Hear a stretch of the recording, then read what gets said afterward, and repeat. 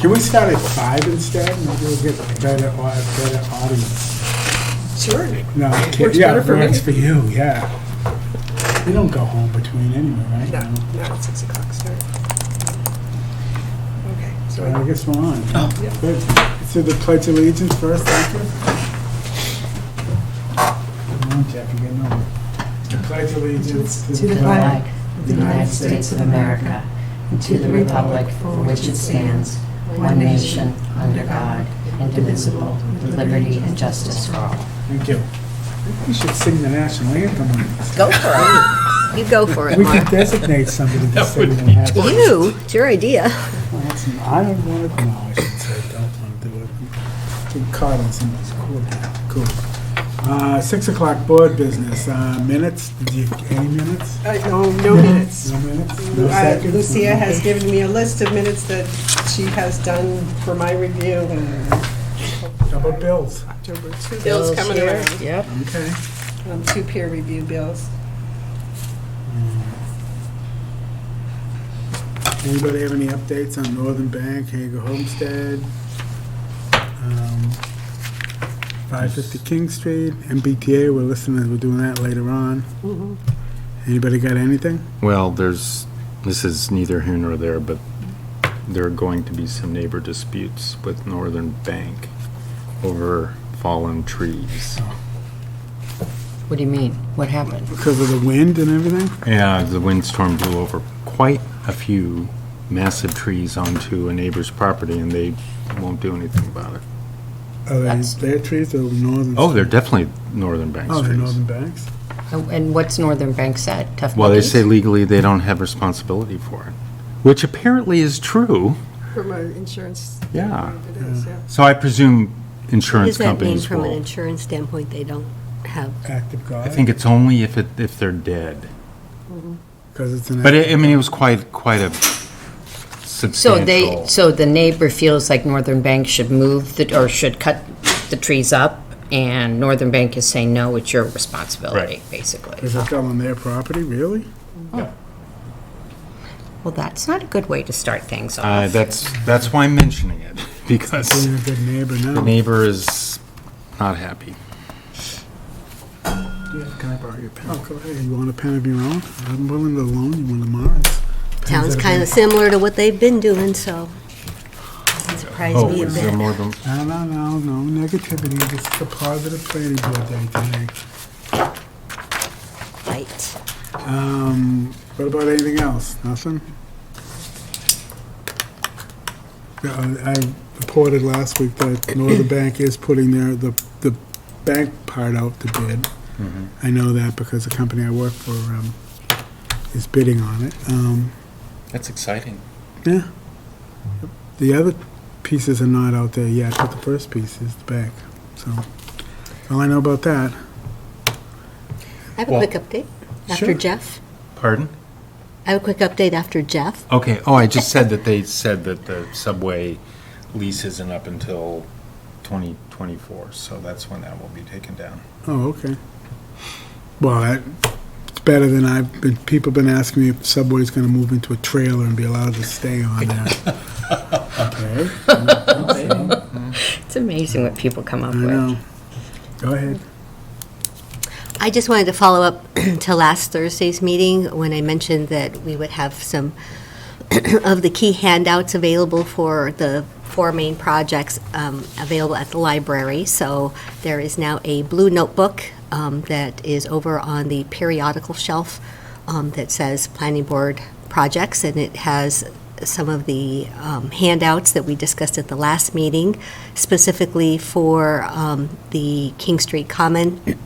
That would include the financials as well as the drawings. Anything from this meeting for MBTA will include that soon. And then there's some drawings for Northern Bank and Hager Homestead. So if you would like a copy of those, just head to the library and look for that in the periodical section. Thank you. Cool. Thank you. Thank you. Also, I just want to mention that the third Open Space and Recreation Plan public meeting is next Thursday. So if you schedule a planning board meeting. We don't have one next Thursday, I think we have Thursday off. So Right. far, so and far. and it's in this, it's in the library at the search room.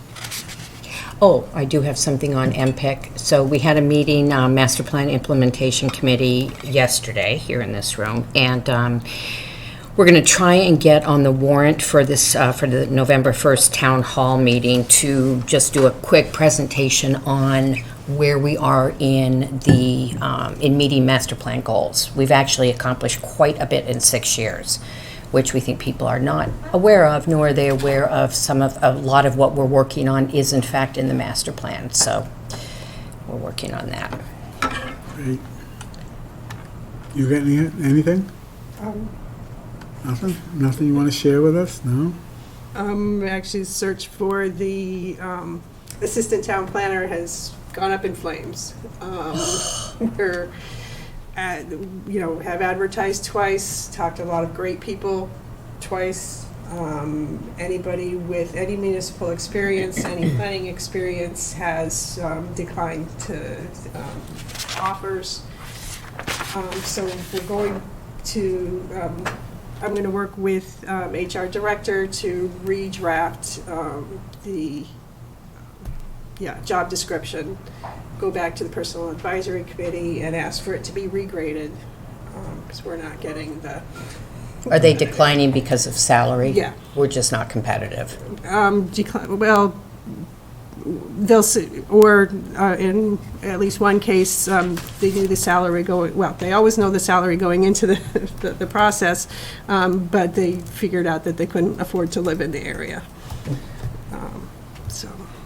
Well, we have We've to- tried local, we've tried far away, we've, Did you tell them we have a train that comes here? They can live somewhere else and just take the train, and you'll pick them up in the morning? pretty much. No? No, you're retired, you can do that. I'm going to follow Delisa around. I'm going to get the hell out of here. Jesus. Do we know how long that process might take to regrade the position, Maren? I don't care to try to guess what the PAC's schedule looks like. I know they've been quite busy. That's really But unfortunate. meanwhile, we're going to try to work with existing staff, both planning staff and land use staff, to cover some of the duties while we're muddling through. What is our schedule for the next couple of months? You might as well give us that. So right now, you're scheduled to meet next on October 12th and October 26th. November 1st is town meeting, and then you have a meeting, it's either the second or third week in November. Okay. I think it's the 16th. 60, that sounds right. And then middle of December as well. I can't think out that far. Great. That's it. Anybody, we have public input? Anyone want to ask us any questions or want to tell us something? You have 10 minutes. If not, we'll move on. Anybody? Chris, you want to tell us? I got lots of stuff, but I'll save it for later. Oh, okay, so you don't want, okay, I guess, no public input, so, all right, we have a site plan for 610, it's a little after Shattuck Street for the senior center.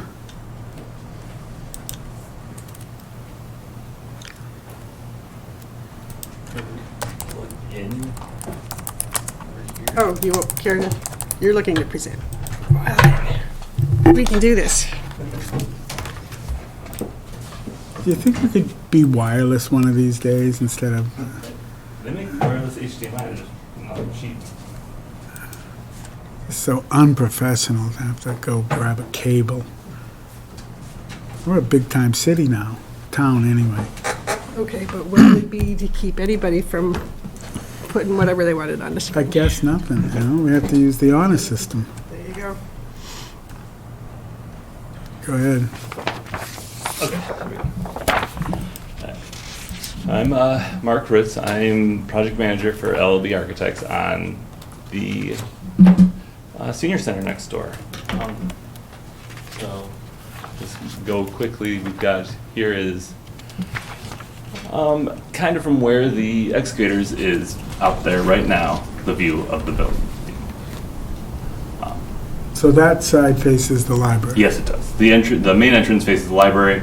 It's on the library level, and then the back side, it's a two-story building. The Shattuck Street side will be also on the Shattuck Street level, so walk on both sides.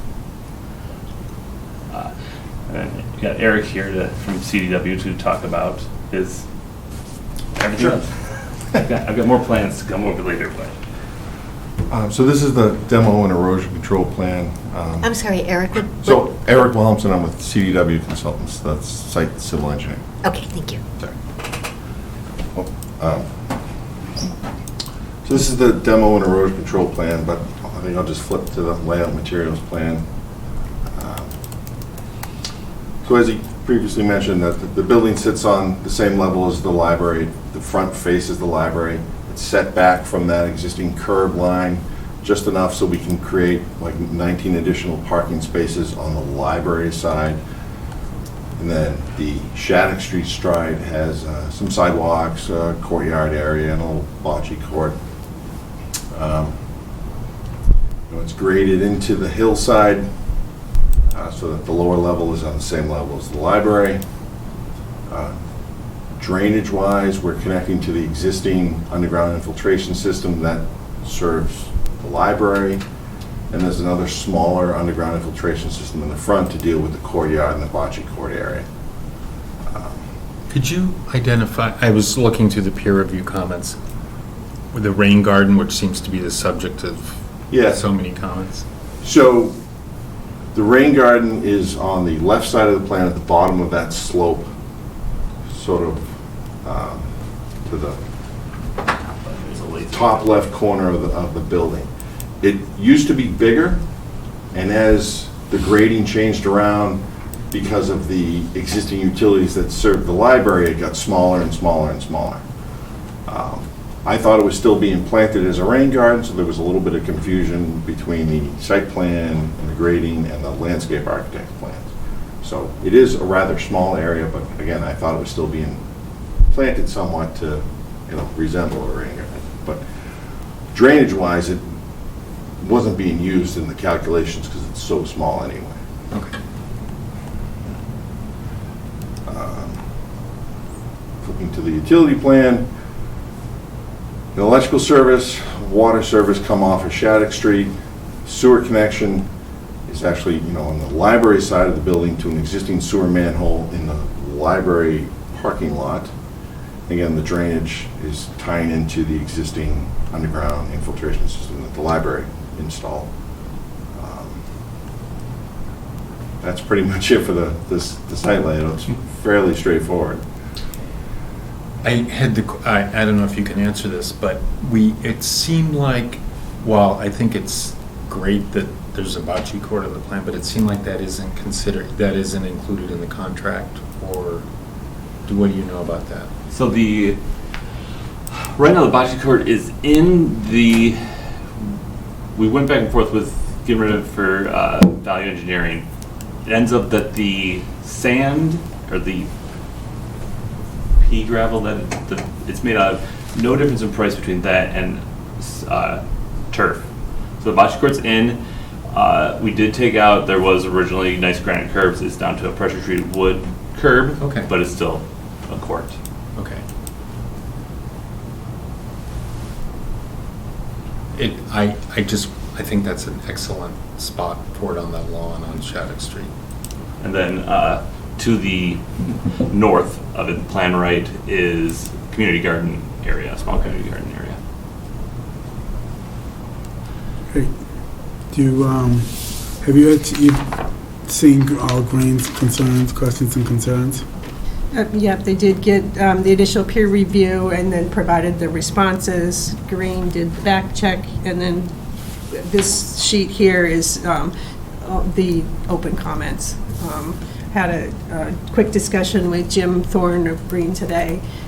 He's not concerned with any of the comments at all. There's a few to defer to the board. The question is, what are the questions for the board? Is the parking sufficient? Well, Senior Center is currently at in this building. That's my thinking, that the cars are already parked there.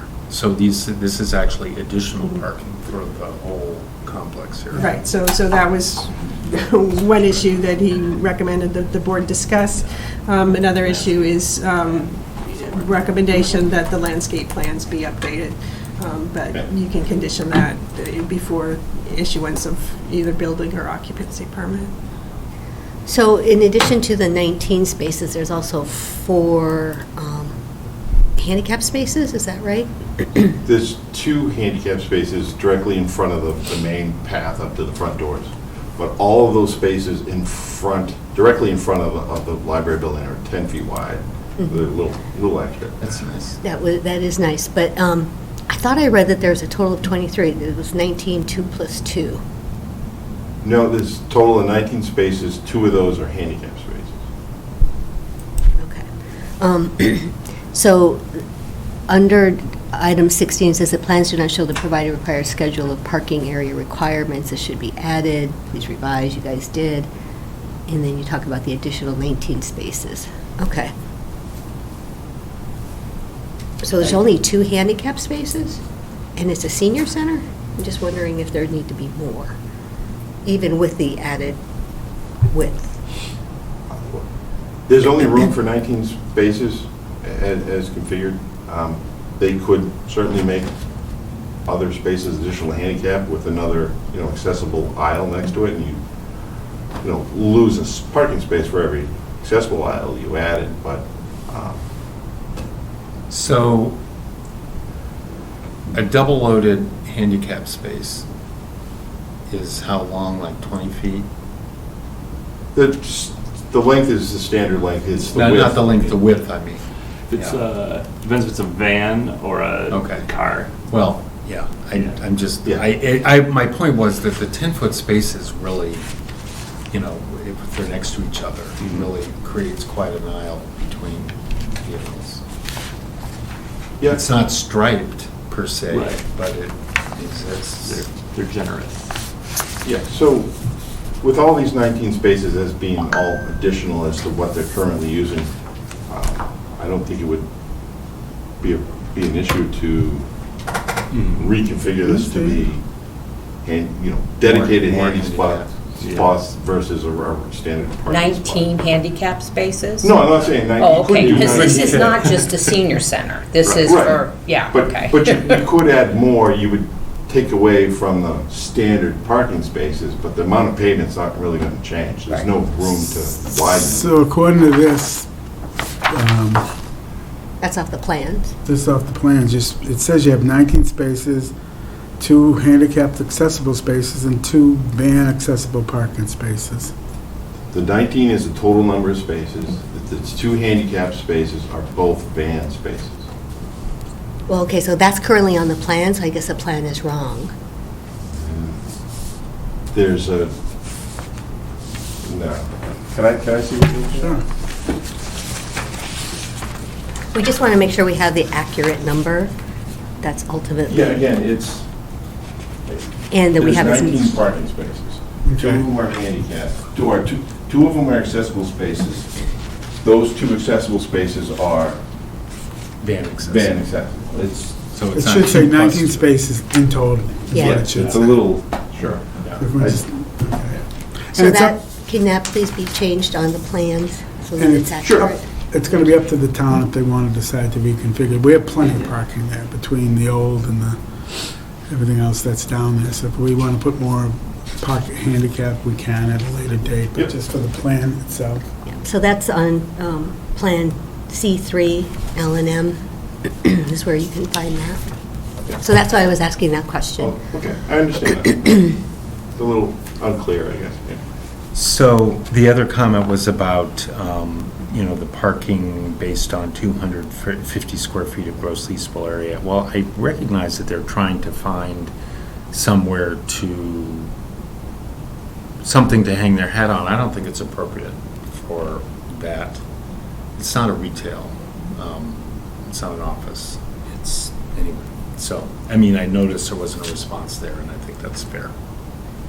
It's actually a place of gathering. I think that's even less requirements, isn't it? I don't recall that. I don't. It's not, you're right, it's not. Green didn't have a particular concern with it. Yeah. There's and plenty of parking there. I'm not even sure they should have mentioned that, but anyway. Does the board have any other questions or concerns? Can we, I have a few more questions. Okay.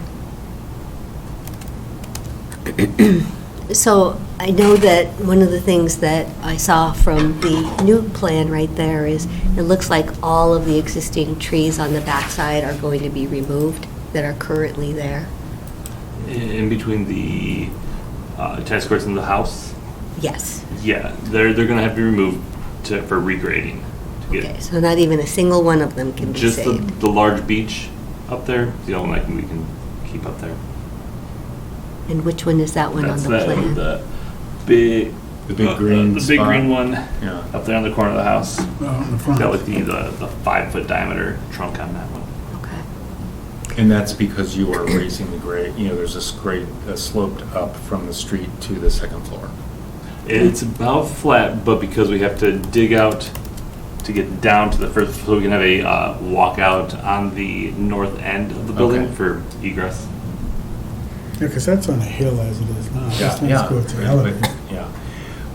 The only, the other thing that, when you were showing the grading plan, is did you consider more retaining on the end of the building to, right now the town owns that adjacent property, but they plan to sell it. And is it more marketable if there's a retaining wall there? Have you discussed that, or? There was a cost problem. Okay. Retaining walls are pretty expensive. Yes. Okay, that's fine. So I know that there had been some question about where the the dirt from the existing site will go. Can you explain that a little bit for folks? So we did the pre-qualified, pre-bid conference yesterday morning with 2 site contractors. And in their bid will be removal of the soil. If the DPW wants to keep it and use it somewhere else, that'll be worked out after the bids are awarded. And we tested it, it's all, except for a very small portion, it's all clean fill. Okay. And so that means, from what you're saying, just to be clear, it is not going over into... No, the- it is not going down there. Okay, into the side by the library. Okay, well, that'll make some folks happy. Okay. I did have a question on the plan. I don't know if, Maureen, if you can bring up the second floor? Oh, I'm sorry, you've got it. You're the driver. That's not, keep going to where it shows, I think, the layout with that one, I think. That's the first floor? Oh, that's the first floor? Okay, go to the second floor then.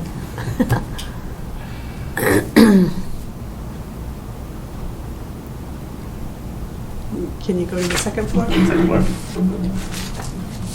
But not that version of the second floor. In other words, the one that shows the, Well, that is the second floor. well, I know. That's the So, furnishing. but it's not showing the one that I have a question on, so I guess I'll go find it.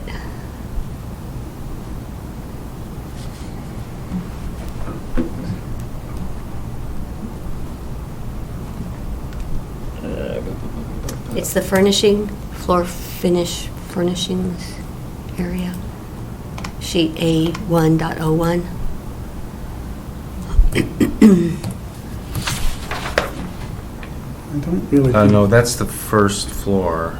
I'm sorry, A1.02. Yeah. There we go. I don't really think furnishings are a site plan issue. I had a question about what's going in that room because it's not labeled and I want to know what it is. Jeez. I didn't know we were interior designers now. We're not. I just want to know. I'm curious. You asked if I had any questions, so I do. All right, okay. Inquiring minds want to know. Okay. Exactly. It's going to take us 3 days to get there, but okay. So, and I have it printed out at a larger scale. Well, I have it right here, Oh, okay. but it's not labeled is all I'm Well, were saying. you talking about this? No, Oh. I'm talking about this area here because it looks like it has walls in it, but then when you look That's at the the actual... exercise. Right, but then when you look at the actual walls, excuse me, when you look at the previous picture you had, there are no walls. So that's why I was confused, because this looks like it has a wall, but the other one doesn't have a wall. That doesn't have walls. It's exercise equipment. And the reason why I was asking is because I wanted to confirm that it is in fact all one room and there is no wall right there on the second floor, lower right-hand corner. Isn't that it, the brown one Right. right up to the edge? And that has no walls, but this one has walls. I just want to make sure your plans are consistent. Would you like me to show you, or would you like to come over here to see what I see? Yeah. Okay, thank you. So this is the second floor, right Yep. down in here. See Yep. how it has those lines in there? Those are grid lines for the structural grid. Okay, thank you. Thank you, thank you. All right, so then,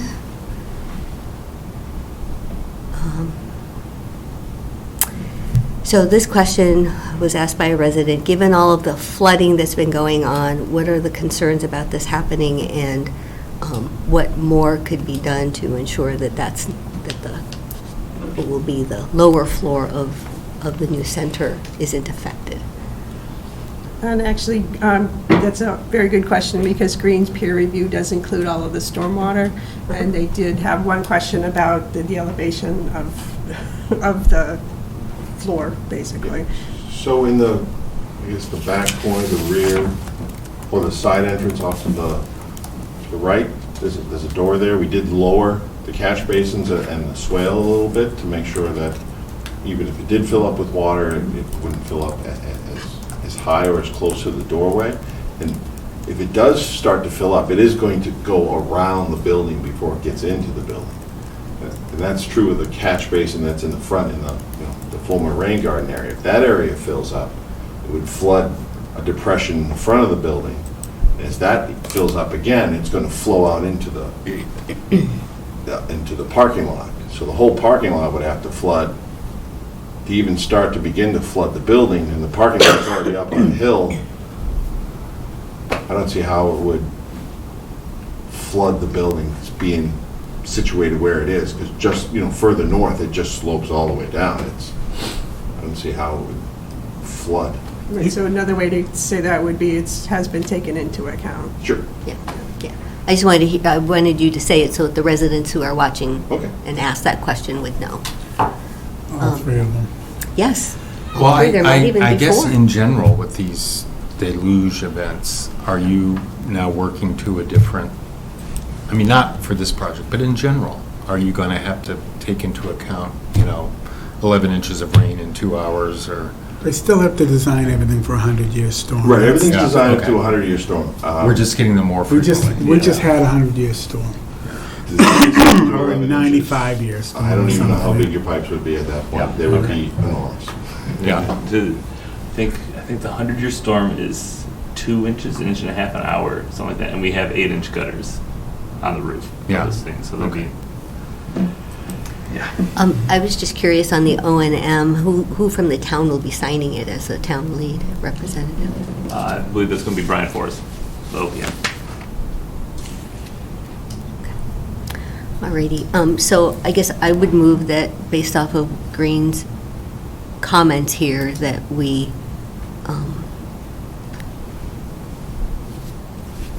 make the blue ones the recommended conditions of approval as part of the decision when that time comes. That's fine. Anybody have any problem with that in the blue as conditions of approval? I'm a little confused by that. The blue is 18 and 18A. Oh, okay, I see. Okay. And then on the back. Yeah, and then fire department, fine. Stormwater, okay, fine. Okay, so all we have to do is make sure that the sewer commission has allocated enough sewer for this. Okay? So in terms of any of the open comments that are yellow and the pink that are deferred to the board, it sounds like we need to make decisions on those, Maureen, is that correct? I would recommend that the only condition that you need is that all of the comments in the Greens peer review, back check, dated today, yesterday, be addressed prior to issuance of building permit, Sounds great. because that takes care, and Awesome. there were no comments that Green was particularly concerned about. Okay. Yeah, let's do that. Right. That way it allows the project to move forward, because they've got some deadlines on their updated plans. That's great. Yes, Thank- Mark? Yeah, thank you for the additional architectural plans. We were, though we're not really reviewing that, we are part of the community, and we were all curious as to how this has, been developed. Thank you. Mark? I had a question on the parking. More the distance between the library parking spots and the new parking spots. I know with the library, they've had several patrons that have hit the curbs backing out. And and it'd be nice to make sure that people aren't going to rear end back into the other cars, that there's adequate space. Well, it is an existing two-way drive aisle. It's 24 feet wide. It's staying 24 feet wide. That's the standard width for parking.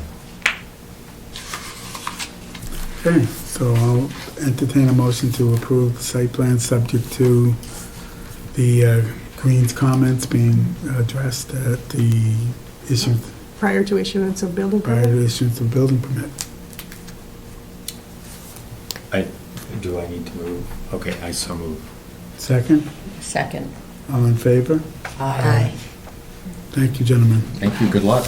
Yes, we're excited, because we're all seniors now. It's Yeah. taken so long to get there, we're all They seniors tell now. us we're gonna be using that building. We have a 620 A&R 245 Foster Street, 2 new lots. Is anybody here for that? I just, I'm here if you need me for it. so this is a subdivision of the proposed property. Well, we have a little blow-up of it. So that we can comply with the governor's request for density out there. We're looking at doing 150 units. We need 10 acres to do it in order to keep our density. It's a 43-acre parcel, 34? 33. 33-acre parcel. So 10 acres is what was decided. This is how they've decided to cut it up. It's the first step in moving forward. Obviously, there'll be more development once, if and when this gets passed at town meeting. Board have any questions or concerns about it?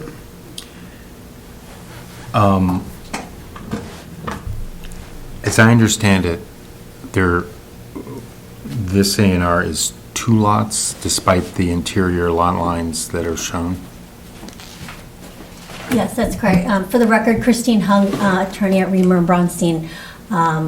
I represent the Longs, the owners of 245 Foster Street. So yes, this A&R is 2 lots. Lot 1 is the large lot. Lot 2 is the 10-acre lot that will be subdivided for the MBTA Communities lot. And it's right now non-buildable. And then as part of the zoning, we will have that the access and frontage can be off of either a subdivision way or a easement. So I guess my question is the literal interior lines showing that access, are they, if this A&R is approved, and I guess for 2 lots, that's fine, but is that set in stone, that the access configuration? And the only reason I'm mentioning that is that it would be better if it would move away from the abutting residence. The access is right there. Where are you gonna put it? Jeff, I'm glad you brought that up. I'm That's- actually very that's- concerned about the fact This is not that, being developed, it's this piece in the back. No, but this will be the driveway to Yeah, this piece, wow. which will have cars going back and forth the whole time. How else you gonna get there? Well, I'm just saying, can it be shifted? Can there be a buffer? I'm saying, if we're approving this based on this, and that's the final configuration of the access, I have a problem. I have a problem with it as well. Where else you gonna put it? I'm saying, can it be 20 feet away from that? Well, one of the reasons why we had wanted to put it in that location was that in that separate, smaller area, potentially, we could use that as a small kind of like commercial cafe or No, an I- amenity for I the people at realize the that. train station. I'm So that's why, that's my concern. That it's some buffer between that driveway, which would serve 150 units, and the existing home. You think- Otherwise, I have no problem with this. You It's think 20 just- feet's gonna make a difference to the? You could plant it, you could put a fence up, you could It's- do this, you could do that. All it is an easement right now because there's no roadway So let's design. talk about that. Yeah. Okay. Can that easement be modified at a future point? I mean, sure, because that easement area right now is all part of Lot 1. Lot one, so that's my point. So we're just approving this divided, between lot one and lot two, this actual interior lot lines really aren't subject to this. Do we have another shot at it in the future when this Why is don't we have- actually Since being? Chris is here, just because there's an easement there, doesn't mean they can't come back and change it and put the roadway anywhere. Is this they an want. actual, so they're showing this as an easement? That doesn't Which make will any still- sense to me. I mean, the bottom line to it is, there is so much frontage right down here. Why can't each of the two lots have its own frontage into their own lot? The fact that we're actually calling the space that our town wants to build on and send to the state as saying, this is our MBTA area, is currently going to be a non-buildable lot according to this. It makes no sense whatsoever. Well, it's Why can't it have its own frontage right down here? There's plenty of space for both of the lots to be able to have it. It defies logic. it's a non-buildable Chris lot. is also ready to weigh in on that. It's a it's a non-buildable lot for this A&R, but as we are drafting the MBTA zoning bylaws, then it's going to create through either a subdivision way or an easement, the access for that. Why? Why did you build We're it this trying to way? maximize the area because there's the minimum area for the MBTA communities as well as the remaining land. So we're trying to maximize that land. Maximize that land for whom? Well, so it's the MBTA communities and then the balance of the land as well. And So you're- that it can and be You're trying to maximize the balance of the land? for future development. It just doesn't make any sense to me because it makes it look like somehow, some way, the town is going to be indebted to lot number 2 as opposed to having its own frontage. It just doesn't feel right. That aspect of it doesn't bother me, because that lot could not be built on unless there's access. Right. It is the So physical provided organization of that access. They just showed it on the plan. I Yeah, know, and I think they- that we can change it too, because that's still part of That's my Lot 1. question. Yeah, If this is, yeah. I because mean- it's not like Okay, an actual Chris, subdivision. take it away. like- So I was thinking about this as well, and particularly the designation of what looks like the road as an access easement. Mhm. My thinking on this and the sequencing of this in combination with the zoning change that we're talking about is that if you were to endorse this A&R plan today, the purple shaded lot, which is labeled as Lot 2, would not be buildable. Yes. But if town meeting were to go on to adopt the draft MBTA zoning that we're going to talk about at the upcoming town meeting, my understanding is that that zoning contains no minimum frontage requirement. So upon adoption of that MBTA zoning, Lot 2 would become buildable even without frontage on a road and only with frontage on the proposed access easement, because there is no minimum frontage needed to build upon that lot. So to answer the question, would the applicant, property owner, whatever, need to come back to adjust the proposed access easement later on down the road? I don't believe they necessarily would if the A&R plan were endorsed and the zoning were later amended to eliminate any frontage requirement whatsoever. Does that make sense? No. Yes. And it doesn't make sense because here's the Does my bottom. explanation make sense? I mean, the bottom line to it is subdivision control laws very specifically say that in order for this to be the decision criteria around an A&R is that all lots abut a qualified way. All lots have adequate frontage and vital access exists to each lot. We're not doing that. That's if it's a buildable lot. This is not a buildable lot. But why you're not making it a buildable lot? We don't have to now. All we have to do is subdivide the land. There's something else going on here, and I They're just not- don't like it. Go ahead. The general rule is that to qualify for endorsement as approval not required, all lots shown on the plan must have frontage on a public way, a way shown on a previously approved subdivision plan, or a way that it was in existence long ago. This is none of those three things. In the case law, however, there is an exception to those rules that say if the lot is designated on the plan as not a building lot, you can endorse it. You can give it your A&R endorsement. Now, normally more commonly what that is undersized lots, weird shaped lots, lots that are clearly not buildable. This is fairly large for use of that exception, but the exception still could apply, which is to say that if the lot is clearly labeled not buildable, you may endorse the A&R plan. Now, just to add one additional point, the designation of the non-buildable designation on the plan isn't what makes it not buildable. What makes it not buildable is the fact that it doesn't comply with zoning because it doesn't have any frontage. So the designation non-buildable is meant to be helpful for people at the registry, and it does qualify for endorsement under the subdivision control law.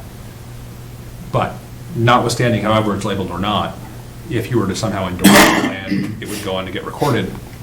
The purple lot would still not be buildable because it doesn't have frontage. So they apply for a building permit, they're denied, no frontage, no access. Now again, the zoning applicable to the property could change later on down the road if we eliminate the frontage requirement for MBTA zoning. I have a Or zoning question. bylaw. Are you going to record this, or is this just an exercise that we asked you to do to show that you're willing to break off 10 acres so that we can go to the state and have our zoning? They don't have to record this. All they have to do is show that they've subdivided it so that when we go do our bylaw, because there's no way they're going to have it recorded by anything in 6 weeks when we have town meeting. They don't have to record this, right? They just have to subdivide it. I'm relatively new to the sequencing of what we're doing here. So I don't know what the plan was, but if you endorse the plan tonight, they can record it 30 days from now. Do They don't we have to even record it. have to? They don't even endorse have the to plan? record it. I mean, we've gone through this before where we're told, yes, you need to endorse, but no, you don't, they don't need to have you endorse. I mean, so I'll take 2 steps back myself and just sort of ask the question. If this A&R plan is endorsed and forms the basis for the development of this parcel, I don't know that we know what the access is really going to look like. Is it going to be a driveway? Is it going to be a road? If one or the other, how wide is it going to be? This is setting up a sequence for the development of the purple lot with roadway access that I don't know what it's going to look like. And that may be perfectly appropriate to the board, but with all of your, if all you're seeing is an access easement without any actual access, I don't know how the property is going to be accessed as a practical matter if it's developed under the proposed MBTA zone. So what we asked them to do, when we've gone through all of this, is the state says we have to have a density of 15, so we need 10 acres. This parcel's 34. So this does not fit into what the state wanted from us. So what we did was we had a discussion amongst the owner of the property and our consultant, and we came up with the idea of breaking off a 10-acre parcel, so that the 10-acre parcel will comply with the zoning that we're trying to put. And we're only going to put the zoning on the 10-acre parcel. Understood. So we can show the state that we're going to subdivide the land, but we can subdivide it, my assumption is that we can subdivide it as we decide how to access this and everything else. We have it, we can go to town meeting with it, this is what it'll look like, where the road's going, we don't know. Okay, then we come back and we go through the subdivision plan, the site plan, and put the road in where it has to go. Yeah, because I'm sure that Littleton residents will be really thrilled to know that the land is landlocked, but you have to trust us that it's all going to be fine. It's going to Well, be, but no, that's, Anna, it can't be built on unless there's access. right. So give it the access now. But I know I don't like this access, but I don't know which access I would want. And that is part of a subsequent review At a when we have a later date. real project. I don't think they wanted to spend the money to design the roadway and figure out where it's going to go just to get the A&R. They're just doing this on our behalf, correct me if I'm wrong. So why, they have to design it, they have to figure out where it's gonna go. They just put an easement up there to show that they can get at it, and then at a later date, they're gonna have to come in with a roadway plan. And I'm fine with all of that. The only question that I don't know the answer to is what is going to cause them to come back and apply for subdivision approval. They're not, they're gonna come back, they're gonna get it by right, once we rezone this, it'll be done by right, and they'll have to come in for a site plan, and they're gonna have to show us a roadway on their site plan that tells us how they're gonna get to the property. I have to say And that then this... the bylaws is the zero frontage or access by either a subdivision way or an easement.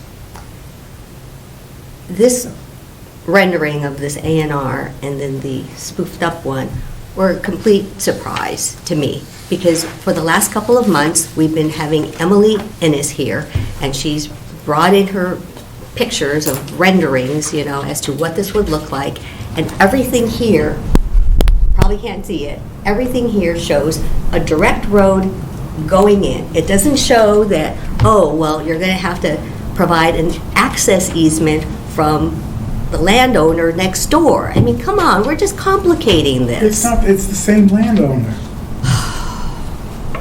I don't, whatever the board's flavor is.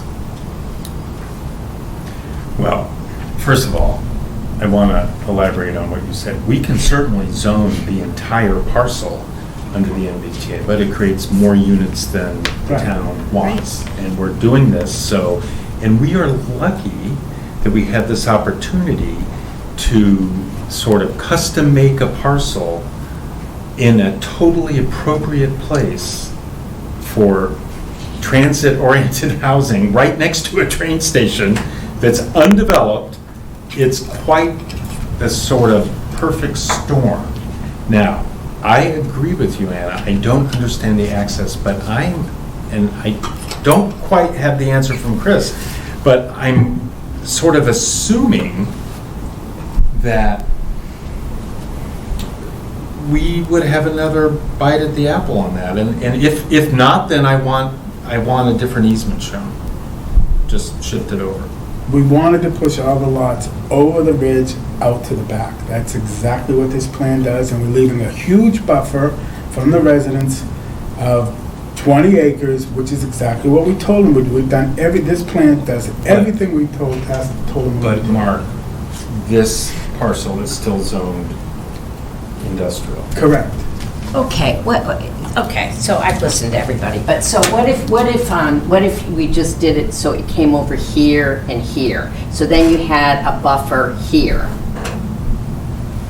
Since everybody seems to be upset that a roadway could go right next to this parcel, which is understandable, why can't we just shift it? Well, I think that the intention was for that kind of side parcel to be. Right, I get that, you want retail, but I'm talking like shift it so it's 20 feet. Marvin, is that even? Yeah, I mean, You know I what I think mean? that because that's Because still otherwise, we're part, just gonna go round I and think round that here. because this That's is not still a part house. of the lot one, I don't think it we is.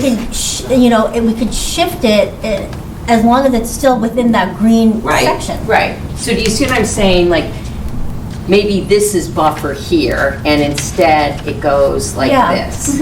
So the point is. Jeff, would that? I Well, think yeah, that- and Okay. We because can when do you that. look at this, and the point is, we have to gain community support for this. And if there's part of the community that says, I don't want a new street next to my home, then let's do it. Let's show a different, Just shift You know. a teeny bit, you know? well, or a lot, I don't know, make it Well- straight, and leave a little parcel. I Yeah. understand that that's why I started with, I know this is one lot. However, graphically, anyone looking at this would look at this and think, oh, that's where the road's gonna be, and they might object to it. So can we change that? Yeah, I mean, because it is an easement, it's still land that will be owned by that lot one owner. So we Yes. can shift it. Yes. Right. Why does However, it need to be an access easement? Why does it need to be an access Because easement? Anna, otherwise, if this becomes purple, then we have more acreage. Not that much more. Less acreage for Right there. the You've got units. that, Lauren, and is then it a they've got house or that. is it- That's I all we think it's need. an That's all we outcrop. need. Make this It's a pile of purple. rocks. There's no house right there.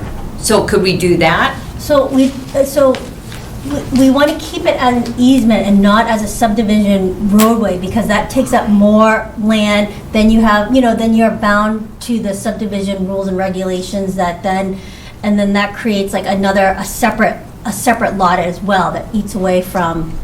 Nope. No, it I don't doesn't buy create it. a separate lot. Put that back up. Can you put it back? Oh, Lauren, do you mind? Sorry.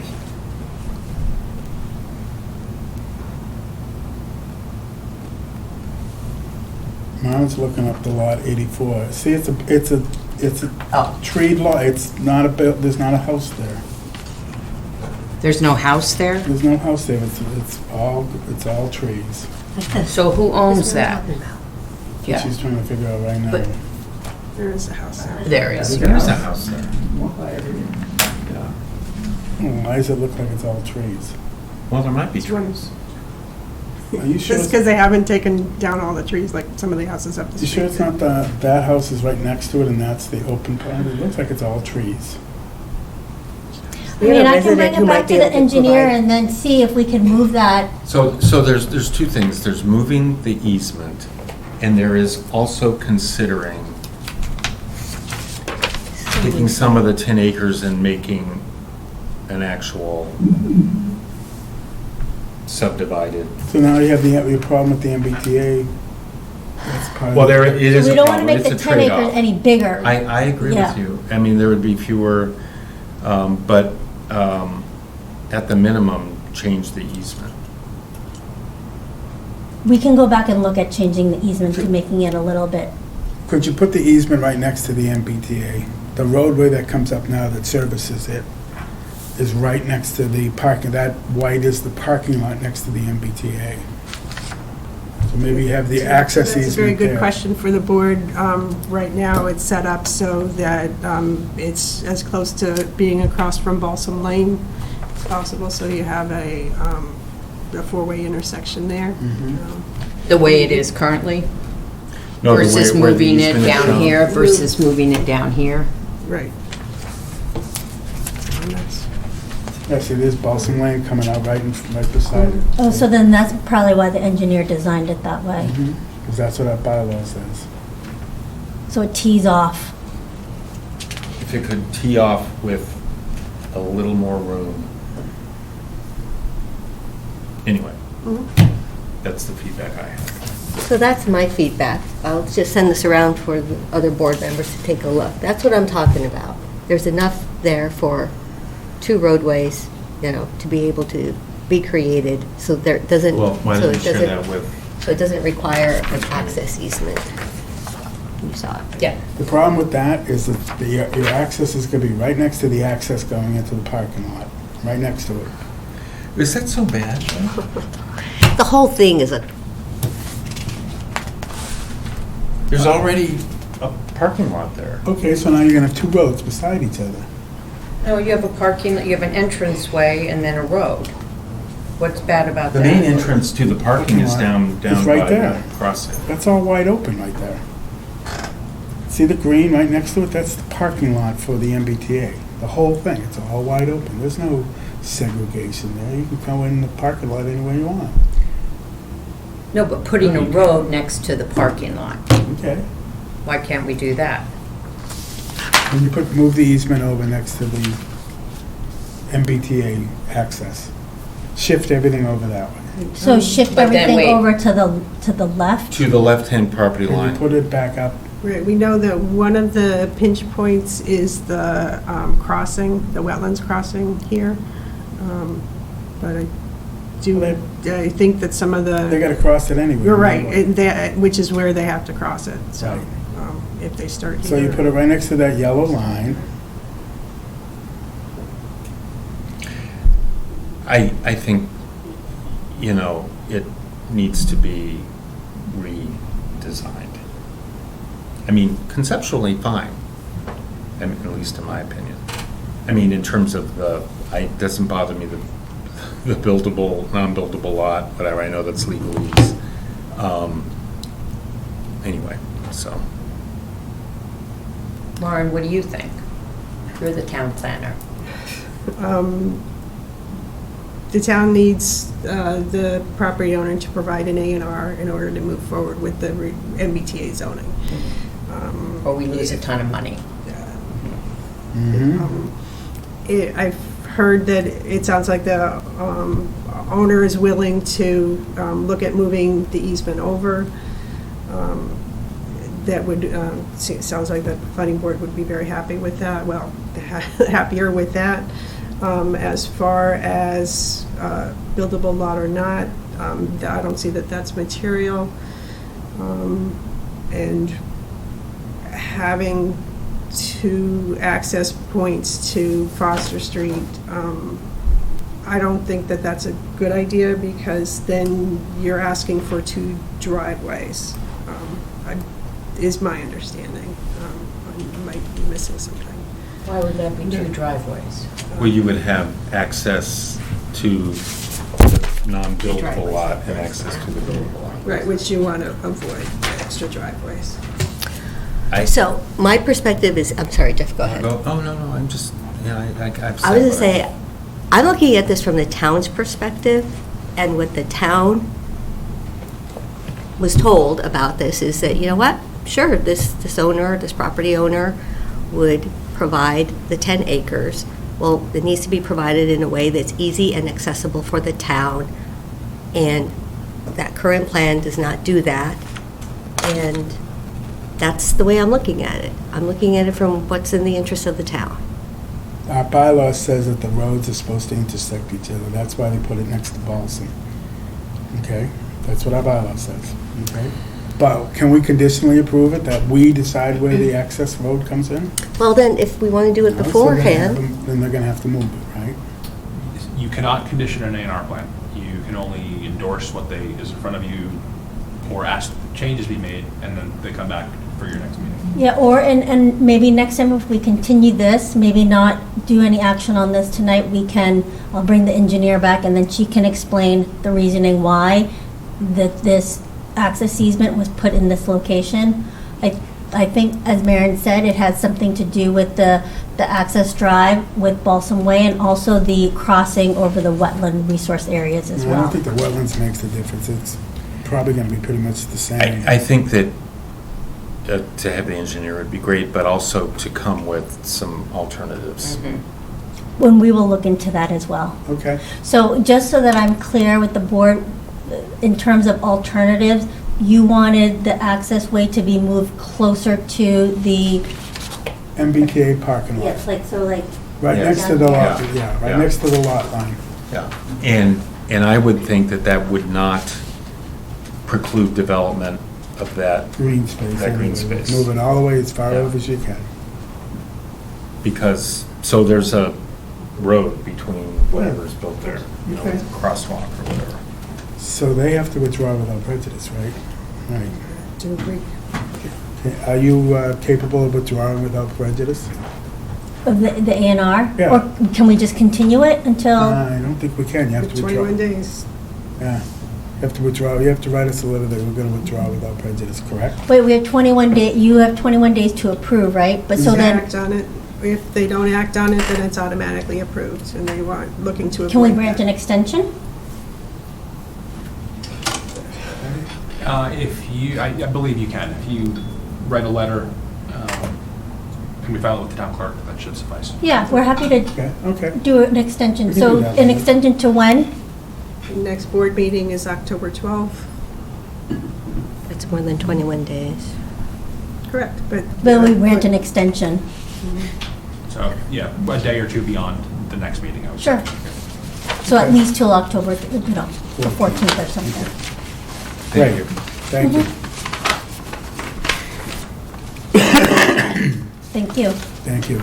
Okay, so we have 6:30 community zoning bylaw, review current draft and vote on schedule. Public hearing.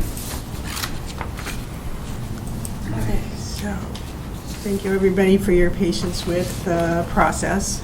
We have an updated version today that includes comments from town council's office and additional feedback from property owners, representatives, and Emily provided some updates today as well. She was able to incorporate everything to date in this current version.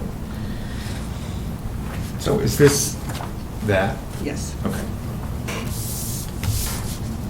Okay, There are more hard copies at the back of the room as well.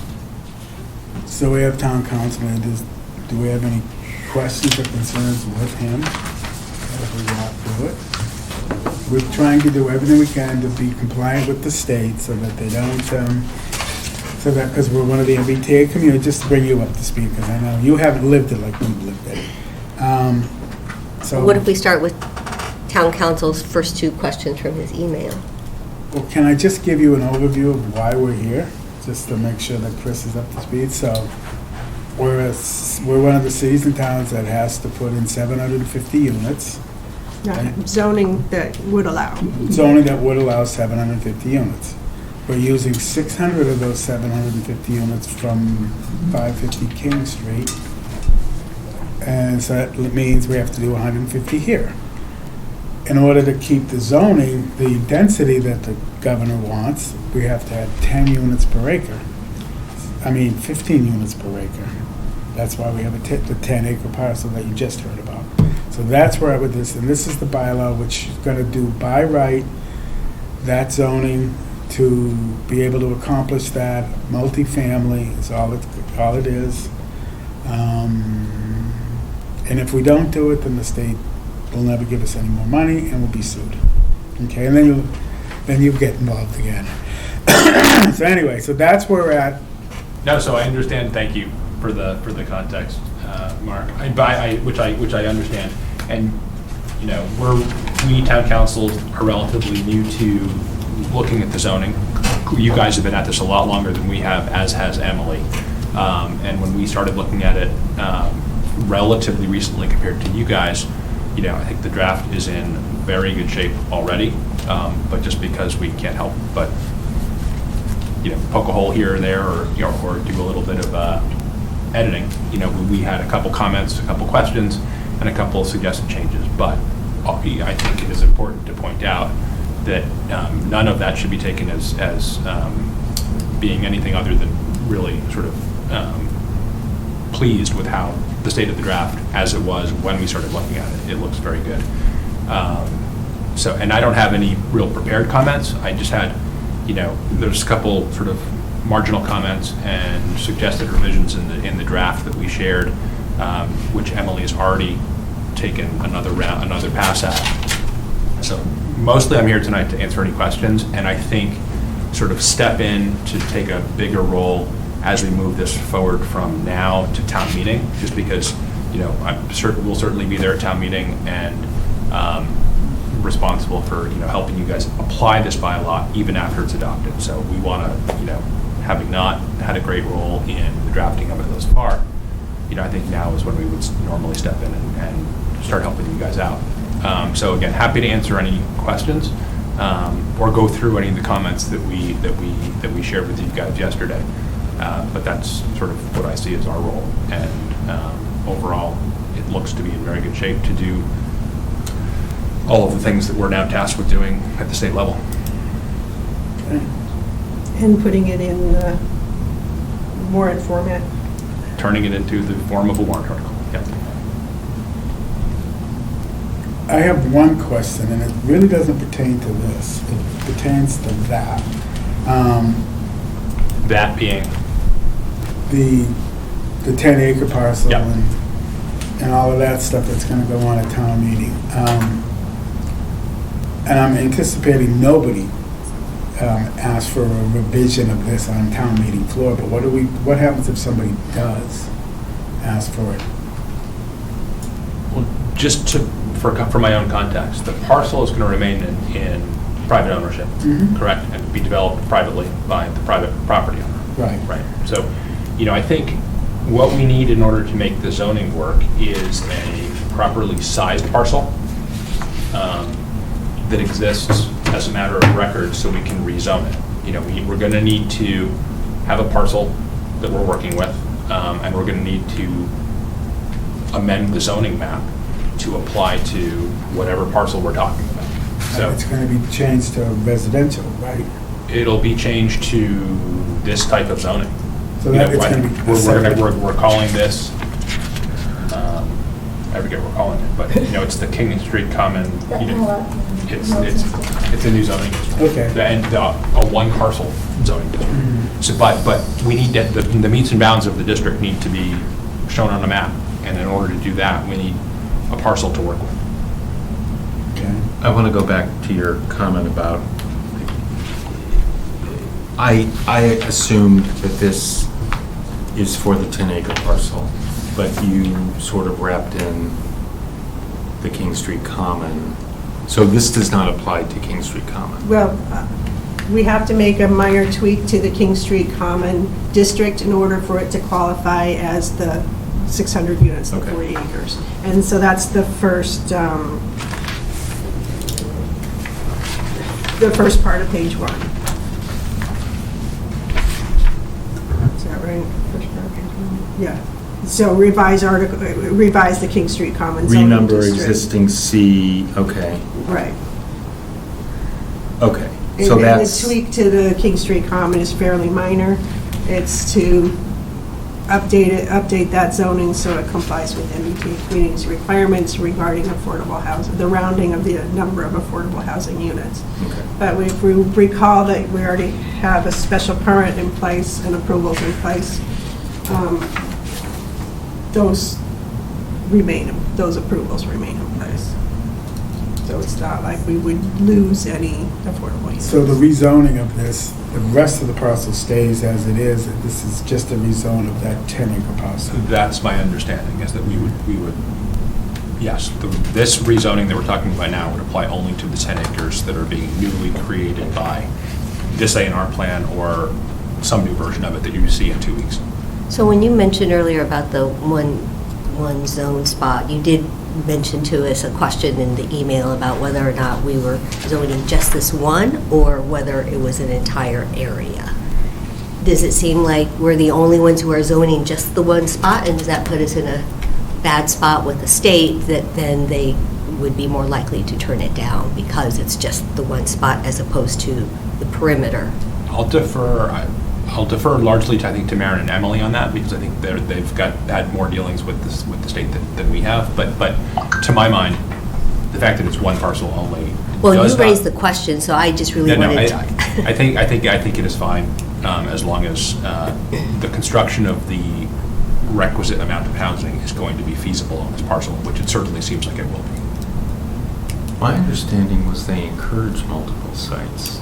Right, which Yeah. is Which is not what what we we're We technically doing. do have more. Well, we are Yeah, doing. we are doing. We it. are. Well, we have King two Street sites. Common. Yeah. It's two Yes. sites. Yeah. Right, big picture, we get to rely on the work that we've done at Littleton Common with the zoning, with the town sewer, We're actually the lucky, planning. I mean, every town has different circumstances, so. but we're actually lucky. If we didn't have that, imagine trying to put 750 units down there. We're gonna have enough trouble with 150. And mine 750. And it's just a simple majority, correct? It is a 50 simple majority at town meeting. Yes. Okay. So if we talk about this page by page, I think that would be very helpful. I did want to spend a little bit of time talking about the King Street Common zoning area, part of it, because two things. One is, I think it's important to add language, very specific language, about how the King Street Common will provide for the other units. I mean, this is, if I was not part of the planning board, I would find it very difficult to understand how this one little paragraph is the only thing that binds the two parcels together as our commitment to the MBTA Communities Law. Shouldn't we put some kind of language in here that actually speaks to it and says, of our required 750 units, 600 of them will be at the King Street Common site? I would suggest that we do that in the description of the article and not try to do that inside of zoning. That seems reasonable to me. What do you mean in the description of the article? In the town meeting report, you have I mean, the you could- article, and you'll have, before it, you'll have a description. You could have an overall thing, how we will, And of course, how we will comply with MBT zoning. We're doing this at King Street Common, then the second thing is this parcel. Yeah, I agree with you. Because it's not applicable to this. And there is a follow-on process of applying to the state for approval of our MBTA communities zoning, which will include both of the parcels. and whoever, whether it's Emma or whatever, Emily, she's gonna have to give an overview to everybody at the town meeting floor about why we're here and, what got us here, and the fact that they've said 750. We're lucky that 600 of it's gonna be counted from the King Street Common, and this is what connects it, and. And in my experience, it's very difficult to tell the whole story with the words that are in the zoning piece of it. I agree. Yeah. So, go ahead. Anna, I guess I'm more focused on the actual values that we put in here, like how many affordable units, AMI, anything that has the heights, the this, the that. I think we've maybe had a consensus as a board about these things, but we should be Well, I still explicit have about it. questions. Okay. So here's the thing about the affordability piece. So the statement in here, if I'm reading it properly, says that affordable units do not have to qualify for listing on the subsidized housing inventory, but must be restricted. It's my understanding we need to have the units, especially the units at King Street Common, be on the SHI, otherwise we're going to fall below our 10%. And then that puts us, at the mercy of the 40B process. So the state requirements for MBTA communities, they include this wording. No, So we I have it right here, and it says, affordable housing for more, note that the affordable units may be, but are not required to be eligible. Correct. We need them to be. And you have special permits in place that say they will be. So the circumstances of not being on SHI have to do with like local preference and what are the circumstances? Could be local preference, it could be strict age restrictions. Okay. So it's not, I understand the question. I don't think this wording is material to our Littleton's situation because of this existing special permit. Well, but then the next item says, should the provisions of this article conflict with those found elsewhere in this chapter, the provisions of this article shall apply. So that kind of language, those double negatives always confuse the hell out of me. But the bottom line to it is well, if we... that's I'm why used to Chris, reading that that's one. why Chris gets paid, because he's the double negative. Yeah. I live with an attorney, Chris, so, have to deal with that all the time. But here's the thing, is I would like to discuss this particular item with the Affordable Housing Trust next Tuesday. It's on the agenda, because I don't want all the work that has been put into trying to create affordable housing in Littleton to get shot in the foot because of this paragraph. So I think we need to relook at that. And then also the last sentence of under A, it says household income up to 80% of the AMI. Well, there are units at King Street Common that are actually, I believe, 30 to 60% AMI. So, Right, but the zoning can't require deeper affordability.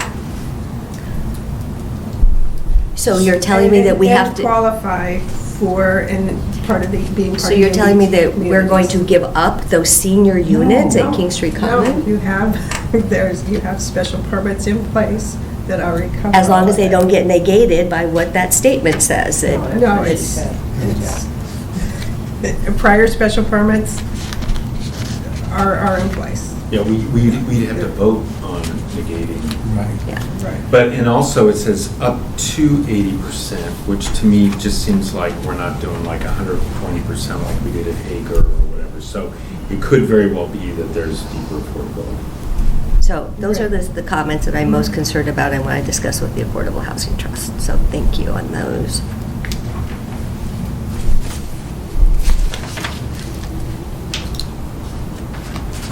Can we move on to the next section? All right, so under the purpose 247,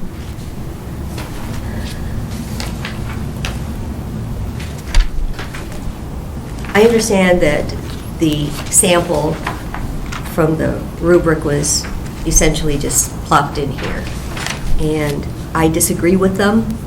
I think that they should say different things. I think it should say, we are doing this, A, because we have to, B, because we have the missing middle housing that we want to be able to supply to our town, 3, because it's in the master plan, and 4, because it allows us to create a greater transportation hub for folks who are coming from our sister site over at King Street Common.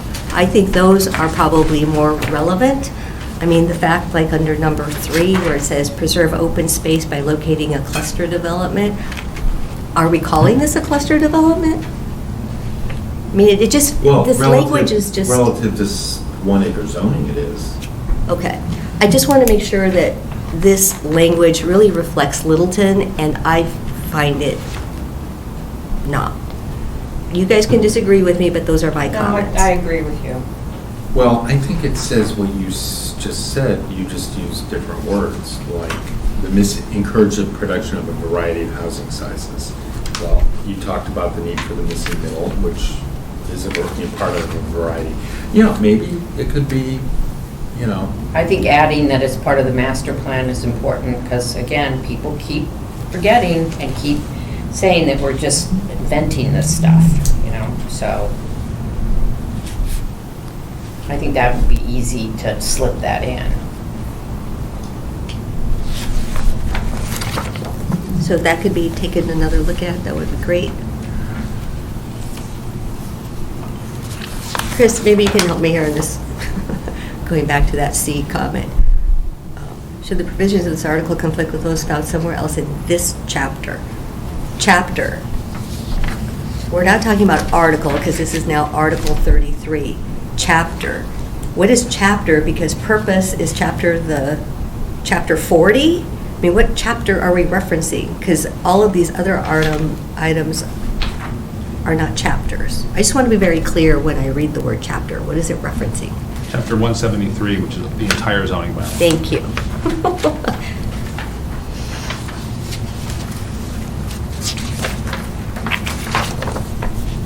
All right.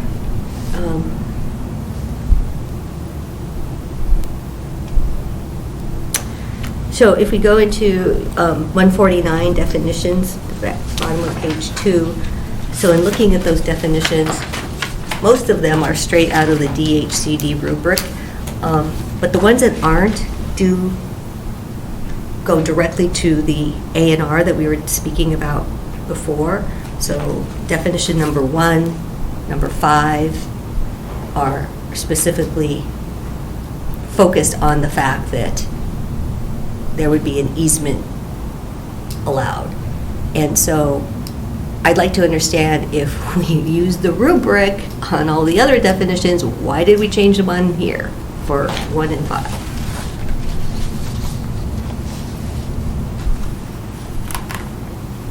I believe those were questions from the property owner. And this is a standalone bylaw that will just apply to the little LMSSD zoning districts. So these definitions, unless that are specifically in this article, apply to that 10-acre parcel. Correct. And what you said, Maren, is exactly what my concern is, because that's what the property owner wanted. Okay, well, if you recall, when we did all of the King Street common zoning, they wrote it. And Well, that's- I'm looking at the purple, and the one thing about, the one definition about impervious surface, isn't that traditionally also including paving? Or not? all impervious surface, yes. Well, that's not what this says. It says the percentage of lot area covered by structures and roofs. We have to update So, that. I mean, maybe they meant pave, you know. No, yeah. We had talked about that because originally it was lot coverage, and the lot coverage in the underlining in your section 2 definitions has. Has an or. Yeah, has an or, so it's, And if I read from the, the current bylaws, lot coverage is defined as the percentage of lot area covered by structures and roofs, or by structures, roofs, and paving. And so we wanted to get a little more, have a specific definition. Is it all impervious? And when we had a productive conversation with Maren and Emily yesterday, it was, yes, it was all impervious. So we talked about having a, because this definition is either or, so like, who chooses what it is? So that's why we wanted to put it in this Well, it Article should be. 33. Yeah, but it should be including paving. Yeah, Yes, yeah, okay. I agree. So you just took the first one, and it should be the. Yeah, it should include paving, I'm sort because of it's all mystified impervious. by the wording in the regular bylaw. Okay. Yeah, this is why it's always interesting when somebody new looks at our zoning bylaws. Yeah. We went back to the definitions and figured out that we've got something to look at in our current definitions, but that's one reason I'm very glad that we have a zoning recodification on the horizon. So I would like to ask that we revisit definitions 1 and 5 once we've figured out, I guess, the A&R. Yeah, I mean, I think our underlying goal behind this, as we've been working with Maren and Emily, your MBTA consultant, is to have a document that is internally consistent, so that when you look at this, if it brings you back to the original bylaws, that there's no inconsistencies. And so we've been doing different iterations and catching things. Also, that we want to make sure that these bylaws are also can produce like a viable project, that we can actually build on this. So that's, as we've been looking through this, that has been our goal and intent all the time. Actually, I think that mirrors a lot of the town's goals. We never have a discussion that we want to rezone just to meet the state's requirements. We want to rezone to allow transit-oriented development near the commuter rail station.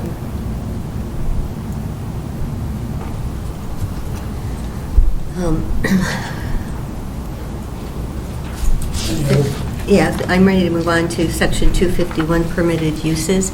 So I just had a question about where roadside stands came in. I just don't remember having that I was conversation. looking at that also.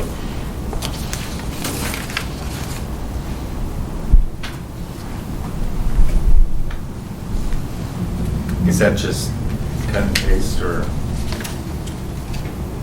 I mean, is there really a, yeah, because it seems unlikely. I mean, I've heard from our farmers in town before that having farmer markets and whatnot is really a lot of work for them to try to move their produce to another place. So I was just wondering where that came from as well. And, you know, home occupations also caught my eye, because when years I was on Board of Appeals, that would occasionally come up. And, how is it defined? Right, so. We have a definition, but it's not appropriate for a project like this. Have a definition, and it applies only to units that are occupied by the owners. So if it were So if having this to was be a a rental, condo, if it's a yeah, rental, then okay. it wouldn't apply.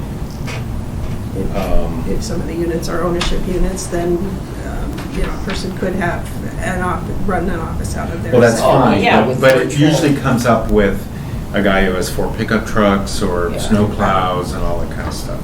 So, Don't blame it all on guys. Women Okay, with women, pottery in their people, house and yeah. stuff like that. Pottery class. anyway, okay, so, So on the roadside stands, are you looking to remove that? I wanted to more understand how it even got there. Well, if you look back at zoning and the accessory uses that are listed, that would be one of the places. My guess Consistency is. with our allowed use. Well, it's probably not appropriate here. Well, if any agricultural members of our community would like to provide input, that would be just awesome. So under that section, under 2C, it says no use or structure within the LSMFD without, other than a bank may include a drive-through. So that presumes retail, so it looks like we took all that out.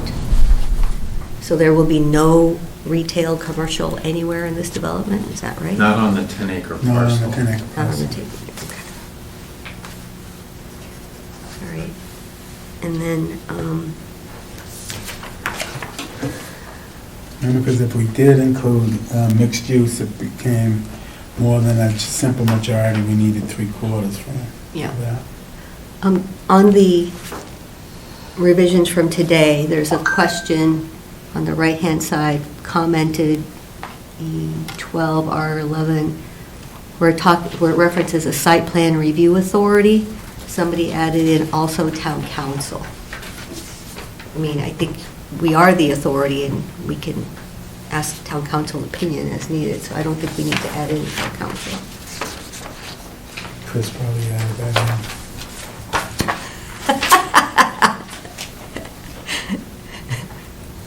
Yeah, I don't know. That was Emily, but I don't know what that means. I think right.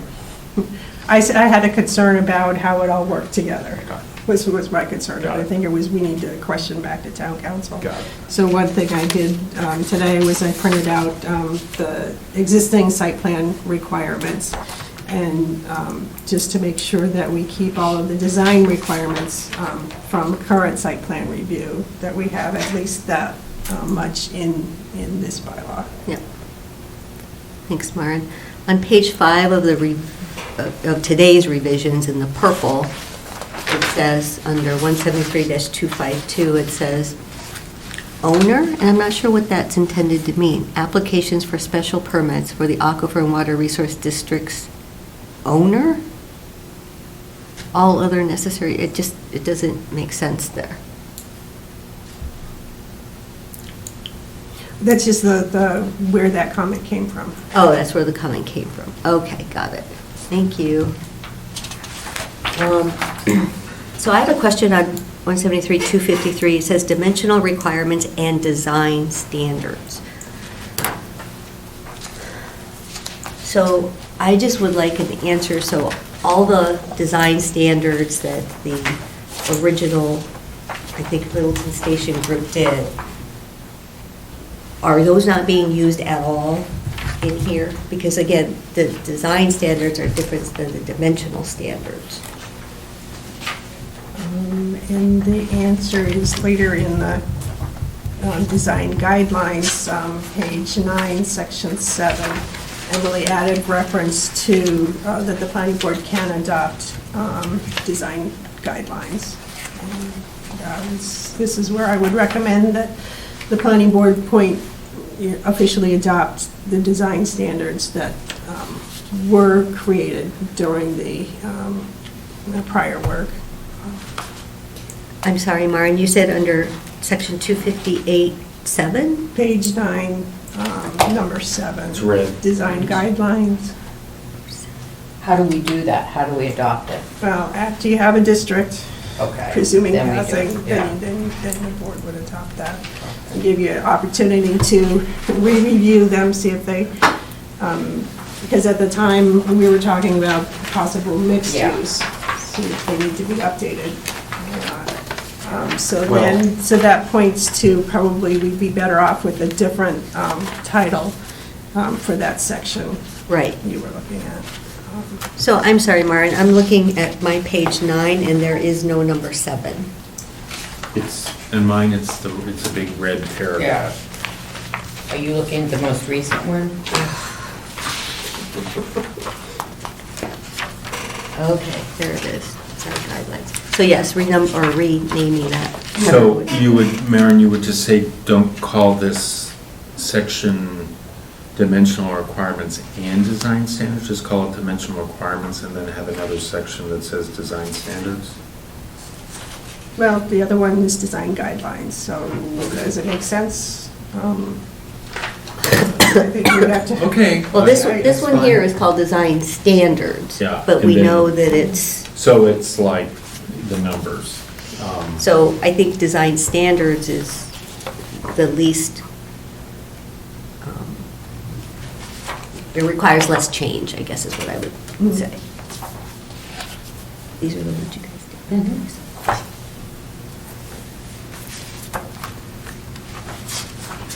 So I'm, as I said, just looking for the numbers, and under dimensional requirements, they talk about maximum height. We limited height within 300 feet of Foster Street, which is somewhat moot based on how the property is being subdivided. And then it goes up, we said 55, and the owner wants it 65 and 6 stories. No, we're okay with 55. It was just to make it conform to a chart later on, but Okay. Emily deleted that, so it's Okay. 55. So as someone who works with these numbers, my concern is always, well, how do you define height? Is it Well, yeah, and we do have a good definition of height Okay. in the main part of the is it design related bylaw. to the finished grade or the Yeah. natural grade or? Related to finished grade, and it gives, yeah, it shows how. Okay, I particularly am not, height isn't a hot button for me in this particular spot along 495 and downhill and everything. I think it's a favorable spot for it. I did the maximum impervious surface is 50%, which we talked about what impervious surface was. And I don't think that's the number you want if we're including paving. I mean, that was the number that was proposed by Emily. I mean, and I think it relates to the Aquifer and Water Protection District of 50%. And then, so as you'll see later on in the bylaw, it's that 50%, but then we could go up to 60% by special permit. But I guess back to the previous comment on what is impervious surface, it's All paving, yeah. all paving and Building. roofs, Yep. okay. So that's fine, okay. And then the minimum lot area per dwelling shall be 2,500 square feet, which works out if you took the overall acreage to 174 units, which Correct. is within 150 or 180 is what and we know that when this project is developed, you know, they may not even be able to get 150. But, okay, so that's consistent with the purpose. No, you can't go.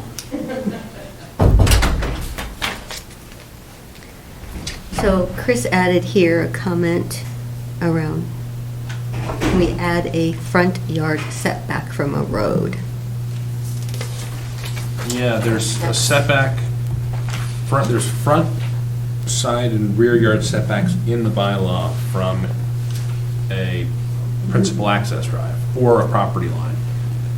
But there's no reference to a front yard setback from a street or road. Now, when I inserted that comment, I don't know that I fully understood the A&R plan. And assumed that there was ultimately going to be a road here coming into the project site. But the way it's currently drafted, there is no front yard setback from a road. Right, the idea is that you want to encourage a campus-style development, a thoughtful development, rather than, A big parking lot with buildings in it. yeah, to reference the design guidelines, design standards, but allow leeway in the setback for a development that makes sense. Because of the site, what is the rear yard? You know, this is the classic thing where, so I'm just wondering if you just say minimum setback from it says side or rear, okay. Essentially, there's no front. Whatever, I don't know. I don't want it to be limiting to the development. Yeah, thank you. Because we don't know the site conditions, Right. we don't know where the buildings are gonna be placed, so that's why as much flexibility would be, appreciated, because we just don't know what the site conditions are at this time.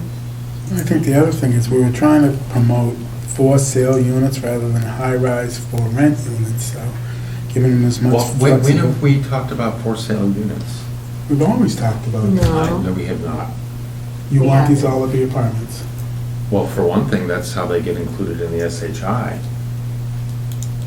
I thought we wanted to try to keep everything going as what Foster Street looks like. Have some Because, for sale. remember, because King Street is all for rent. Mhm.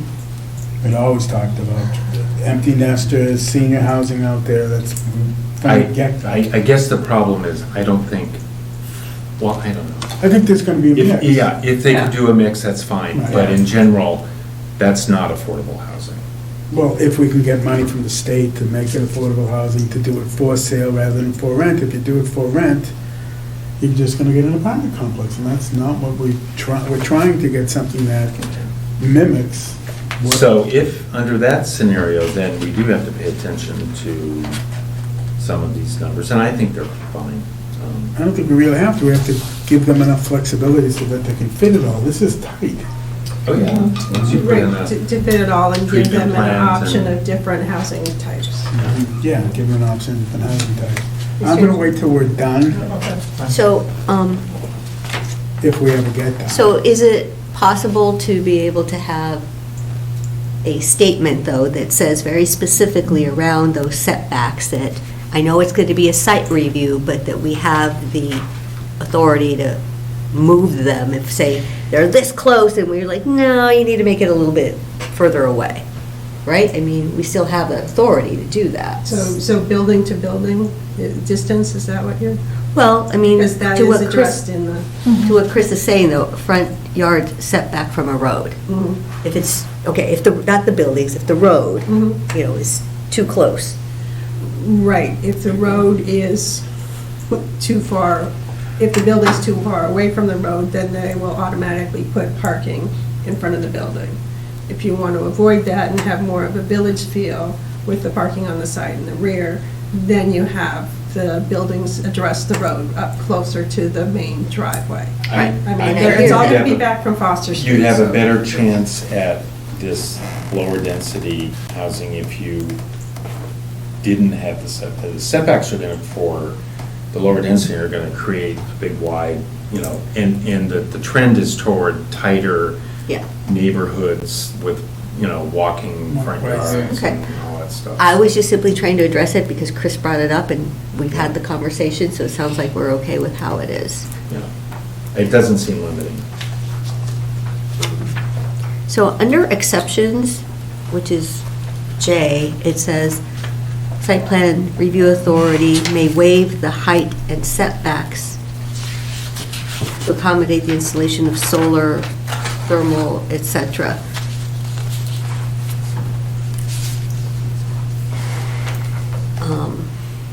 Everybody else okay with that, with Yeah. waiving that height? Yeah. For those items only, right? Probably all, we should probably all mechanicals as well.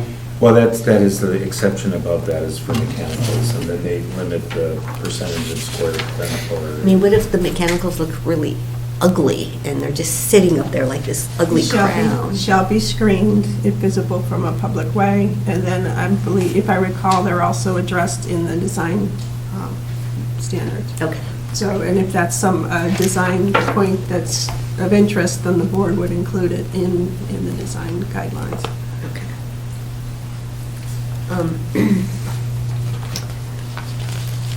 Oh, 254 bicycles.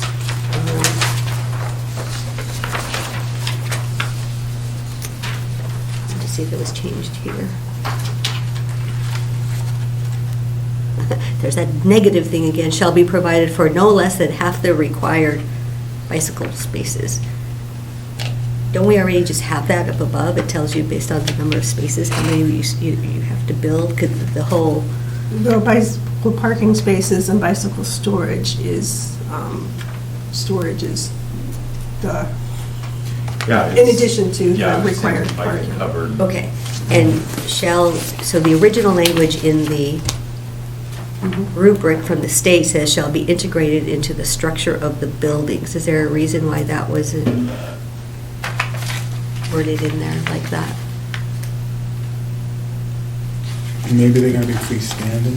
Well, that's kind of my question, though. I mean, I think it's up to us, right? well, think about it this way, you have a bike, right? Mhm. So if it's raining and your structure's way over there and you gotta come across the parking lot, you know, and it's pouring rain, you're not gonna be very happy. You'd rather have the bicycle in your own structure, wouldn't you? But wouldn't it make more sense, let me put it this way, the places I do work at, they're all in a common place. They put racks and racks and hundreds, I mean, especially in Cambridge, they're all in one area, because first of all, if it's apartments, how are you gonna get them up to your apartment? No, I just mean maybe it's on the first floor of the structure. There's like the little cupboard cubby I don't area. think we should be getting that specific.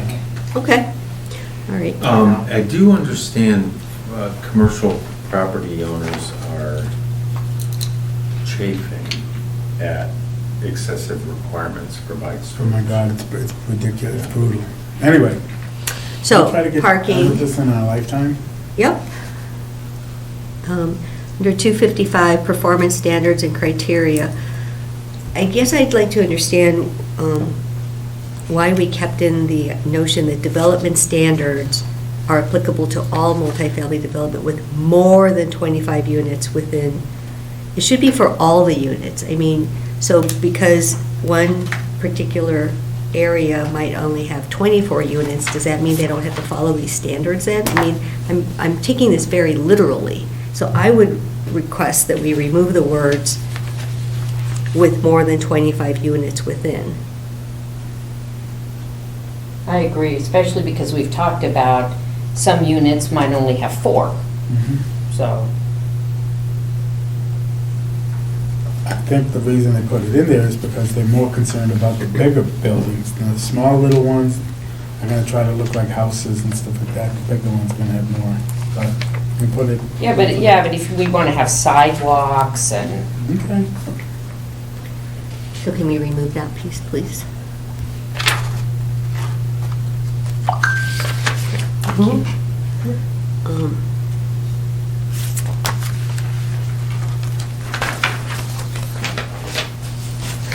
We go through a lot of the items on the performance standards and criteria, and I'd like to ask if we can add one between plantings and lighting, and that's around trees.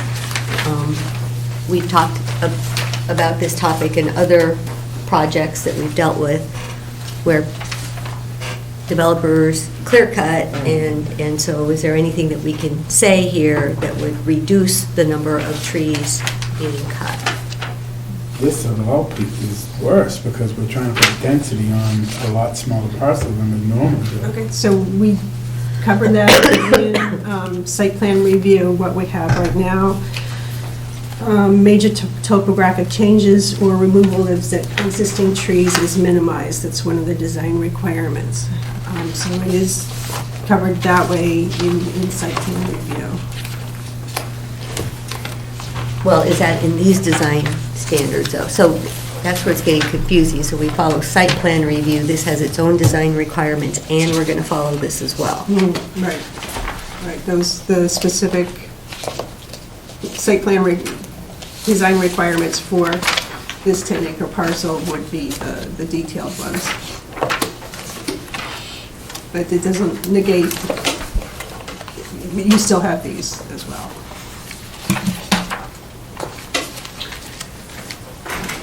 Anybody else think we should add that in separately? No, because I think it's, I mean, I agree with the importance of it, but if it's already covered in that.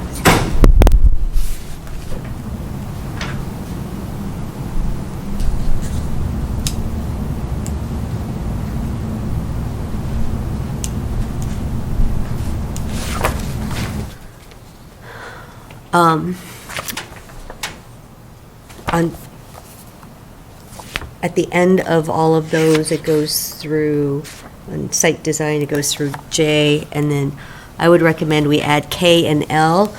K and L are from the King Street Common zoning bylaw, which talks about the impact on town aquifer and meeting the goals of the master plan. So again, we added them there, do we want to add them here as well?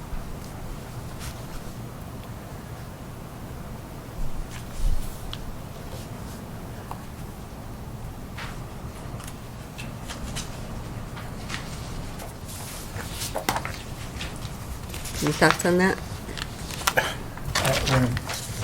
We're really not doing what the master plan is saying, we're doing what the state says, so. That's not true.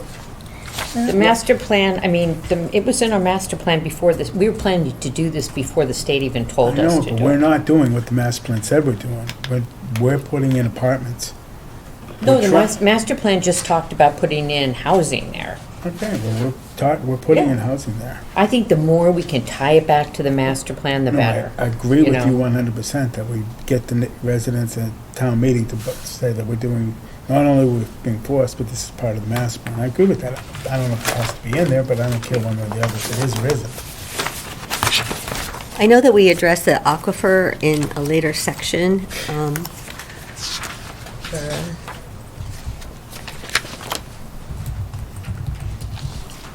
Where are we now?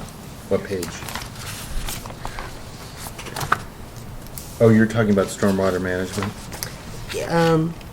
Yeah, so at the bottom of page 7 is where I'm suggesting we add in something about the master plan that's similar to what's in the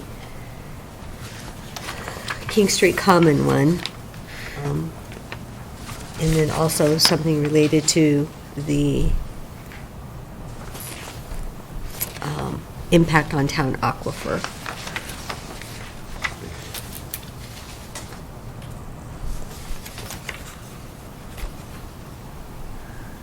So I hear Delisa say yes, adding in information about the master plan. I'll see if I could find it as we continue.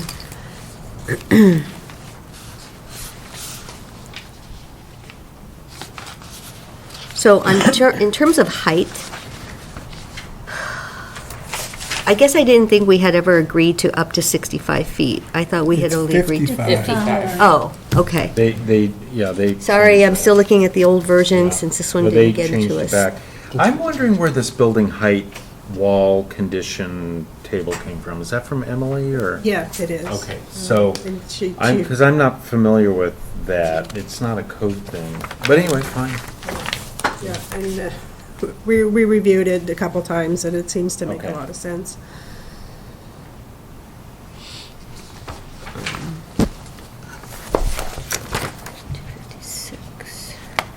The only comment I would make, and I'm not gonna, it's just the position at the top of the page, A, position relative to principal access drive. I don't think the primary building necessarily has to have its principal facade and entrance facing the principal access drive. I think that's a little. So Emily had a really great comment on that, because we did discuss that. It says it's just, the idea is to make sure that it's a welcoming development. When you get there, there's a there. Okay. There, it's a. So if we're reviewing a project, an actual proposal, we'll think about that. Okay, fine. So on page 9, item 7 at the bottom under waivers. I want to make sure I'm reading this properly. So it says, upon the request of the applicant and the subject to compliance within the compliance guidelines, the site plan review authority may waive by majority vote the requirements of this section, general development standards, in the interest of design flexibility, including the location of wetlands, topographical changes, and overall project quality. No, we want to be able to have that review. Not a free-for-all. I mean, no, I don't like that waiver at all. How can you waive the location of wetlands? I don't know. Sure, there's wetlands there, but build right over it. And topographical changes, yeah. Well, So- we don't have anything in our bylaw about limitations on grading, do we? We do have in the site plan review limit on change of topographic changes. For what? So. But is it so an in- actual in- limitation or just a general? It's a design requirement. The planning board shall approve a site plan only upon its determination of the following: that major topographic changes or removal of existing trees is minimized. So you can consider it under site plan review. So for waivers in, let's see, Village Common District, the planning board has the ability to waive, I think it's what, a 3% plus or minus Oh, yeah. on the guidelines. Well, that's because there's existing buildings there. There's nothing there, so there's nothing to waive against. So, I don't, this doesn't bother me as much, because this isn't saying that we will do it, it's just saying I don't that even they want can- there to come a question before this board that says, oh, sure, But what if they said, this project will be so much better if we can move this building within 25 feet of 495 instead of 30 feet? I mean, would we waive that? I think we would. We can always say no. Yeah, I agree. I disagree. So, I don't understand the wetlands. I don't know why it's included in there, but we've always Yeah. had a provision that it. Okay. the well, we waiver need makes to at least sense. strike that then, because that's just not okay. We really don't want to have that discussion. Well, I don't think they can move the wetlands, so. what Well, do we- right, so it's. Why is it in there? It's a moot point. So for reference to what I was talking about earlier on section, at the end of the section 255, performance standards and criteria, where I said there's 2 of them I would like to add. So the reference there is King Street Common 173-232, items H and I. Okay, back up. I'm not up to where you are on which section. Okay, so under section 173-255, the performance standards and After criteria. stormwater management. Right, after J, stormwater management, I recommend adding K and L, which are referenced over to, my reference for them is 173-232, H and I. Okay, so I'm lost. I'll catch up in a moment.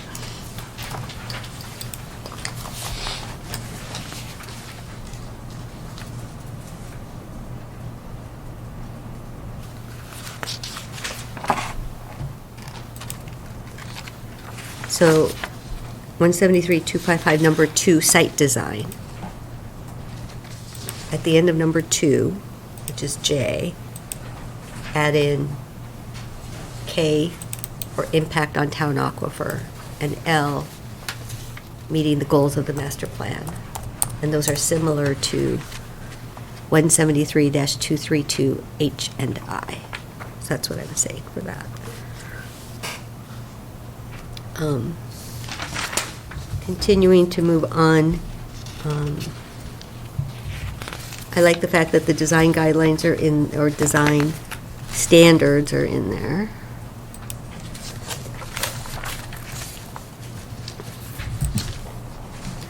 Again, section 173-256, affordability requirements. I'll reference back comments from the Affordable Housing Trust once we have that discussion. Page 9, oh, excuse me, not page 9, sorry. Page 10, under 173-257A, the word commercial is in there, because we're not developing any commercial. It should say residential. Yeah, it doesn't apply to this parcel. Yep. It's not redevelopment, it's not commercial. Yeah, thank Yeah, you. that's true.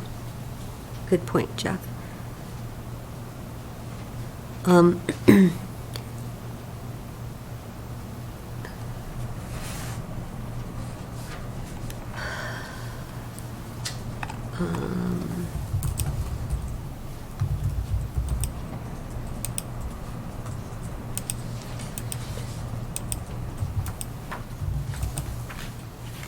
So on page 10, under 258, number 1, applicability, the new addition says, requirements under Article 4, site plan requirements shall not be applicable to developments under this section.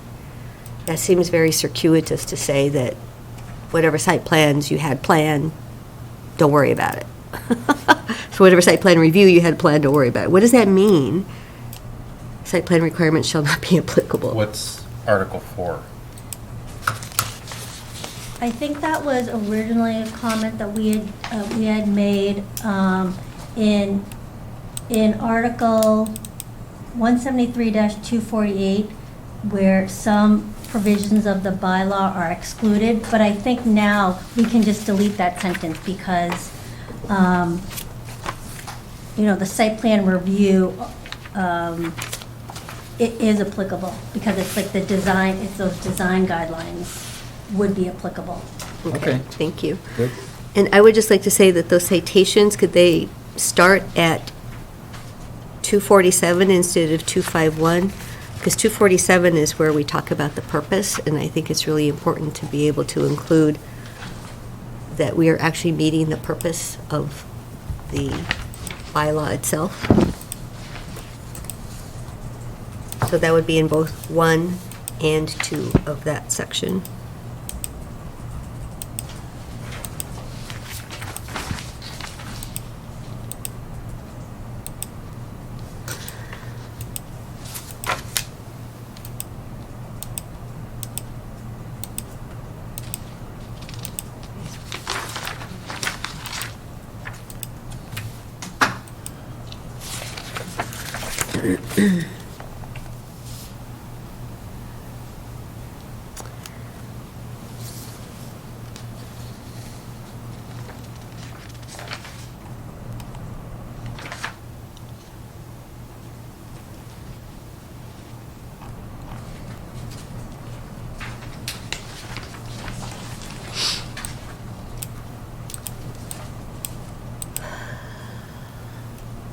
So, on page 11, site plan review and approval, actually, before that, no, site plan review and approval. Somebody with green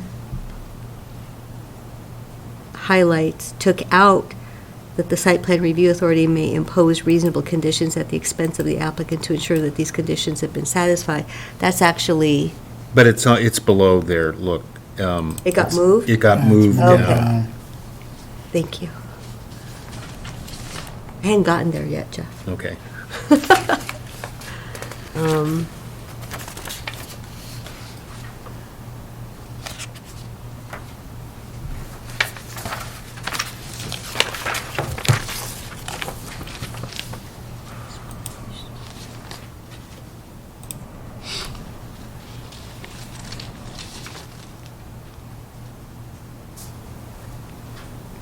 Anything else? Yeah, I'm trying to figure out my own handwriting. Oh, I think because stormwater is such a big issue, I would like to add a very specific statement from the rubric.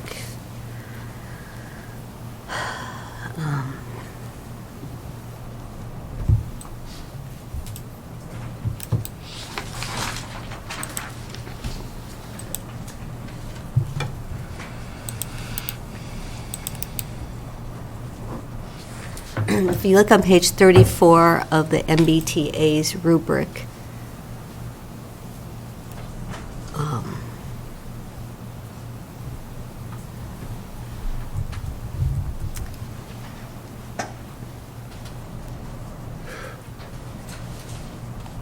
okay, so before we didn't have development standards, so that's what I was thinking about this, because it says use only if there are no development standards. But now that there are development standards, perhaps we don't need this. But it talks about ensuring that the proposed project with the most current versions of the Massachusetts Department of Environment Protection Stormwater Management Standards, et cetera. So, Right, and Littleton goes even a little further now with the new stormwater bylaw that requires any disturbance of 1 or more acres to comply with the stormwater rate, the okay. national, federal stormwater requirements. Yeah. Thank you, Maren. So that one's good. So Chris, as you said, the bylaw has come a long way since the previous version. I think, yes, everyone's, Put a lot of work into it. yeah, and Emily.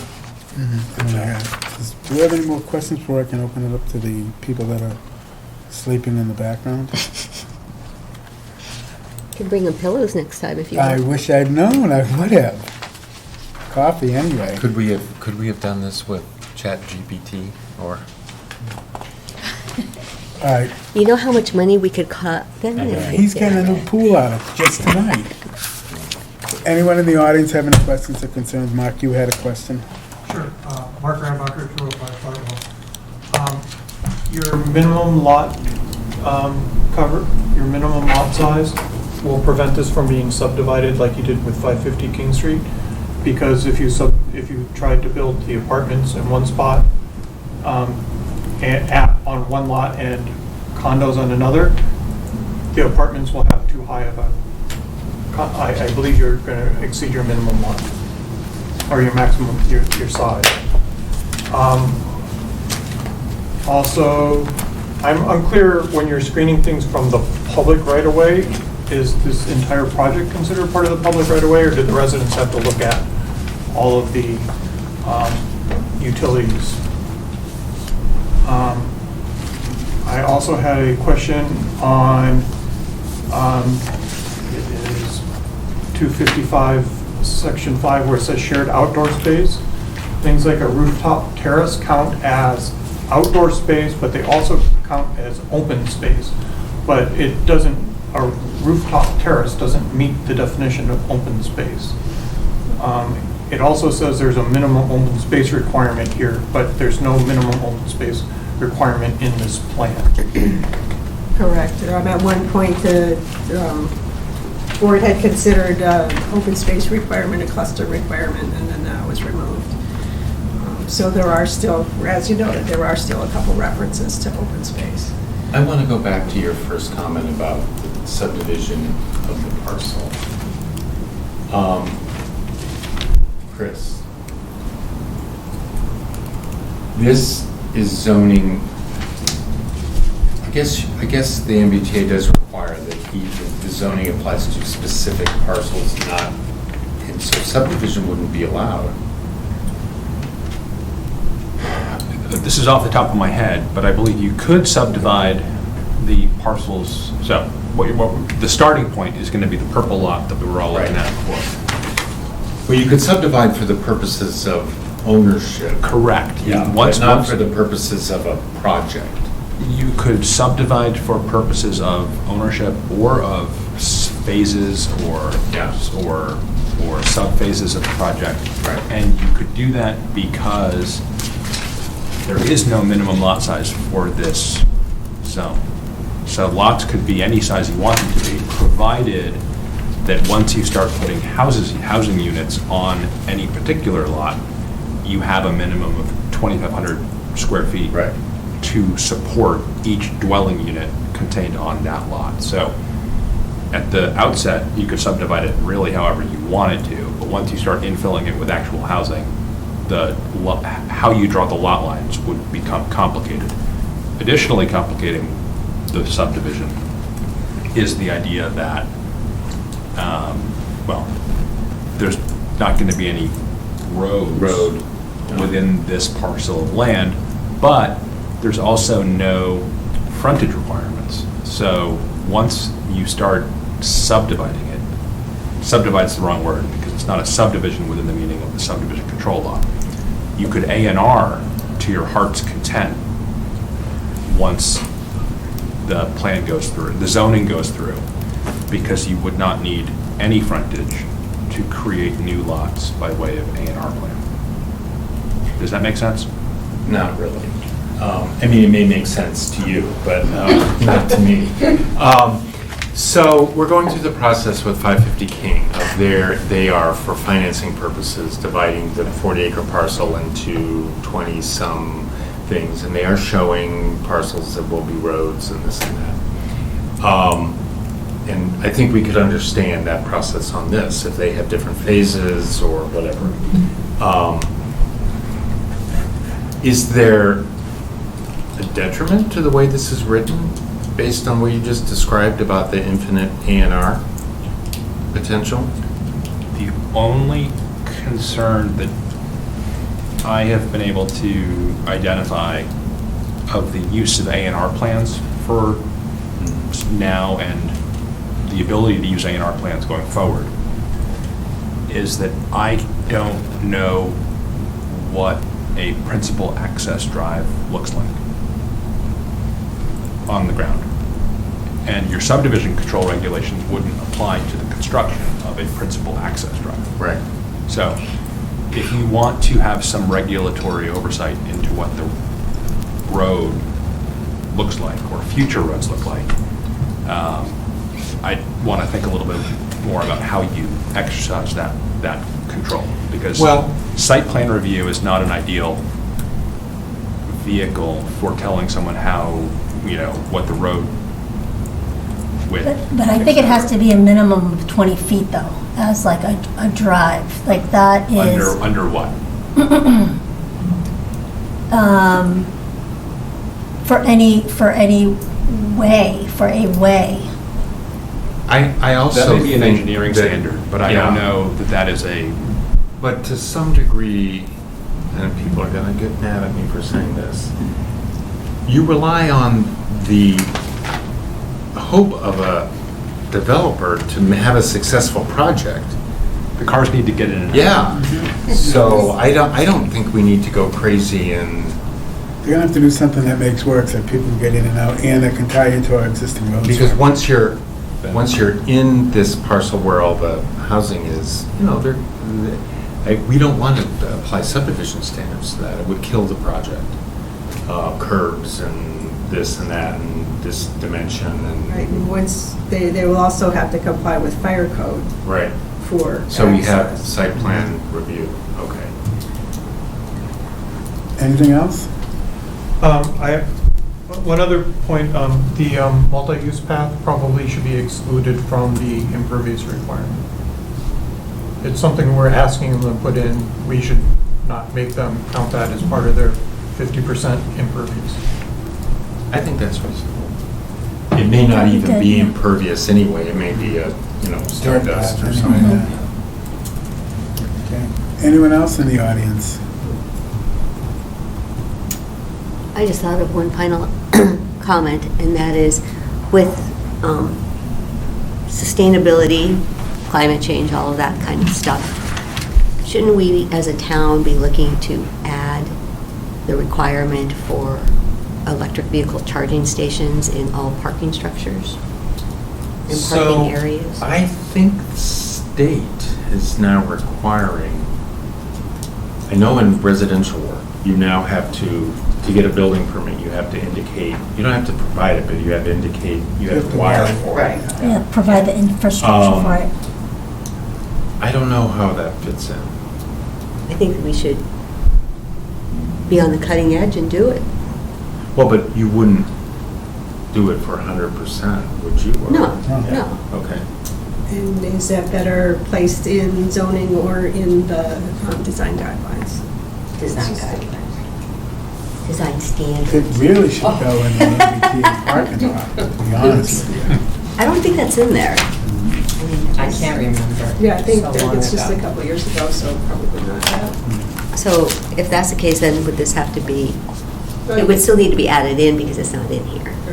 And before you add it in, you'll want to review it and see if it needs any updates. Can we find out what the state's going to require, if anything? And we'll go Yeah. from there. Right, building and official land of Anything else? Or can we take a vote, schedule this for a public meeting, public hearing with the corrections that we just talked about? One quick question, other question. This is actually 2 articles at town meeting, right? Not one? You need to, do you want to do the, because I think you'd be better off separating the change to the King Street from the change from the rest, because it's kind of. One's no good without both. Hmm? One's no good without both of them, Why isn't the King Street good without the other one? because you don't end up with 50 acres. I understand we don't end up with 50 acres, but why isn't it still valid without? Because Littleton doesn't come any closer to complying without both of these. My recommendation would be to include it as one. I think it makes more sense as 2, because what is written here, when you have them as 1, it's confusing that all of these. I actually only one like it. thing applies to King Street. I think we have and to the rest leave it in don't. because we're tying them both together. And Yeah. that's why we're getting 150, not 750. Yeah. So, Yeah, I think they believe belong it. together. yep. yeah, and that I agree too. It's good to have that conversation, good to question. Well, comes I up. think in presentation, it should be this parcel, and then, oh yes, and then we have to do this on King Street too. Well, no, first is King Street. That's 600 units, Right. then this one. Oh, and then we got to add a little bit. Otherwise, it would have been 750, yeah. Anyway, anything else before we close it, take a vote on it, send it off to meetings on the 12th and the... So I recommend you schedule the public hearing for Thursday, October 12th. With the corrections that we've all talked about, or most of them. And Emily and Chris and I have work to do tomorrow morning to Okay. get this in the format for the warrant. Closes tomorrow. And then we'll have a strong version to bring to the public hearing. And there's always opportunity at the public hearing process to make corrections, amendments, whatever. But that would necessitate a handout at town meeting floor. Given the timing, it's kind of what we're headed for anyway. Does that make sense, because so many corrections were done tonight and suggested that there be another planning board hearing where we can go through the bylaw so that it's in maybe a more fine-tuned shape prior to Well, actually, opening the public hearing? some of that question goes to Chris. What format does it need to be in Maybe- for the warrant? And that's just beyond my expertise. I don't, We want, well, it should be in as close to final form as humanly possible, in order to avoid, now and- in order to avoid detail, fine-grained motion practice to make tweaks on the floor of town meeting. But it sounds to me like, we have several changes to make tonight, but not a ton. It's Yeah, not- I it's don't not think, a- So- I don't think we substantively changed No. any of it. There's some edits, but I think we can get it into good shape for the warrant. And then if any corrections or revisions need to be made at town meeting or before, we can do that. I mean, my only concern with how it works with the A&R is the town meeting warrant going to have a representation of the A&R that this refers to, because that might change. So that's my So concern. obviously, we're gonna have some, but I don't know how we're gonna do this for town meeting, but that's gonna be part of it. Oh, no, I understand that, but I mean, if you're filing that with, for the warrant, it's not gonna be Well, the current map will be going in the, this map. yeah, Okay. well, something. Yeah, you have to amend the map to move that Access. 10-acre lot into the new zoning district. Can we do that before tomorrow? At least, No, Because- because we're having another hearing on it on October 12th. Well, so, I mean, can I just make one comment on the Yeah. A&R plan? As I was thinking about it during this time, I mean, the reason why it is where it is, because there needs to be access to this parcel as well. If we have the access here, you can't get to this site if we're going to create like a commercial. So as I was thinking about it, that's, this is the access drive for all the parcels. well, you could still access the green front I don't, up to the I side. don't. I think you did it because you wanted to line up at Boston. I think that's why you did it in the first. Yeah, and that's another reason as well. I So mean, I we're think it's gonna like a wait- multitude of reasons. We're gonna waive that for you so that you can put it as close to the parking lot. Okay, I have a quick comment. So, if the town report doesn't go to the printer until September 28th, I recognize that you're supposed to, the town meeting warrant closes at noon tomorrow, right? I just think that if we don't have a lot of this stuff finalized, it's just going to create confusion at town meeting. we'll have, the actual draft will be different than by the 12th, right? Yeah, we have some time to Get that make the squared. corrections. We Okay, so in the actual we warrant don't itself. have the time for any revision to the A&R. Yeah, probably not. We can, in the warrant article, leave the precise Okay. description of And the then have a plan handout blank, and and we can fill that in by way of motion. Or could you, in the plan, just take away the easement? You know what I mean? So show that this is the green and this is the purple. I mean, I had to talk to the engineer about that, but does it make sense to maybe have like a special meeting of the planning board next week where we can go through all of this and like then finalize it? Because I agree with what Anna is saying, that if there is like questions, if everything is not close to final form, it creates confusion for the town meeting members. I can't do it Thursday. I can't do it Thursday either. No, I think we're gonna take it by the 12th. As long as you kind of come up with what we're talking about, you'll be fine on the 12th. And we'll deal with it however we have to deal with it as that. If we have to give them a handout that actually shows the map, we'll do that. We'll take care of it. Okay, anything else? We'll move this on to what time on the 12th? Do I have to vote? We have to vote this? Just vote to schedule a public hearing. It's, what I'm looking at is October 12th. 6:15 PM on Thursday, October 12th. Okay. Everybody good with that? It's fine. Except for Delisa, who will be in Paris. Lisa. Where's Bartlett tonight? Is he in He had Maine? to go to, because Is he of in the Maine? hurricane coming in. Oh, to yeah. barricade his house up there. Okay, great. Anything else? I think we're done for the evening. Thank you all. Thank you. Thank you, thank you. So you know what? Chris, I can't don't go leave. here. We're gonna get Because you overtime now. Yeah, that's all we have for the meeting, so you, are Yeah. you adjourned? Yes, motion I to move adjourn. I move we adjourn. Second? Oh, Delisa? yes, second. All those in favor? Aye. Aye. Then you get your buffer, Switch. but then it's Thank not you. aligned with me. You'll be fine. I'll have the engineer back here and then she can explain. I mean, I'm gonna.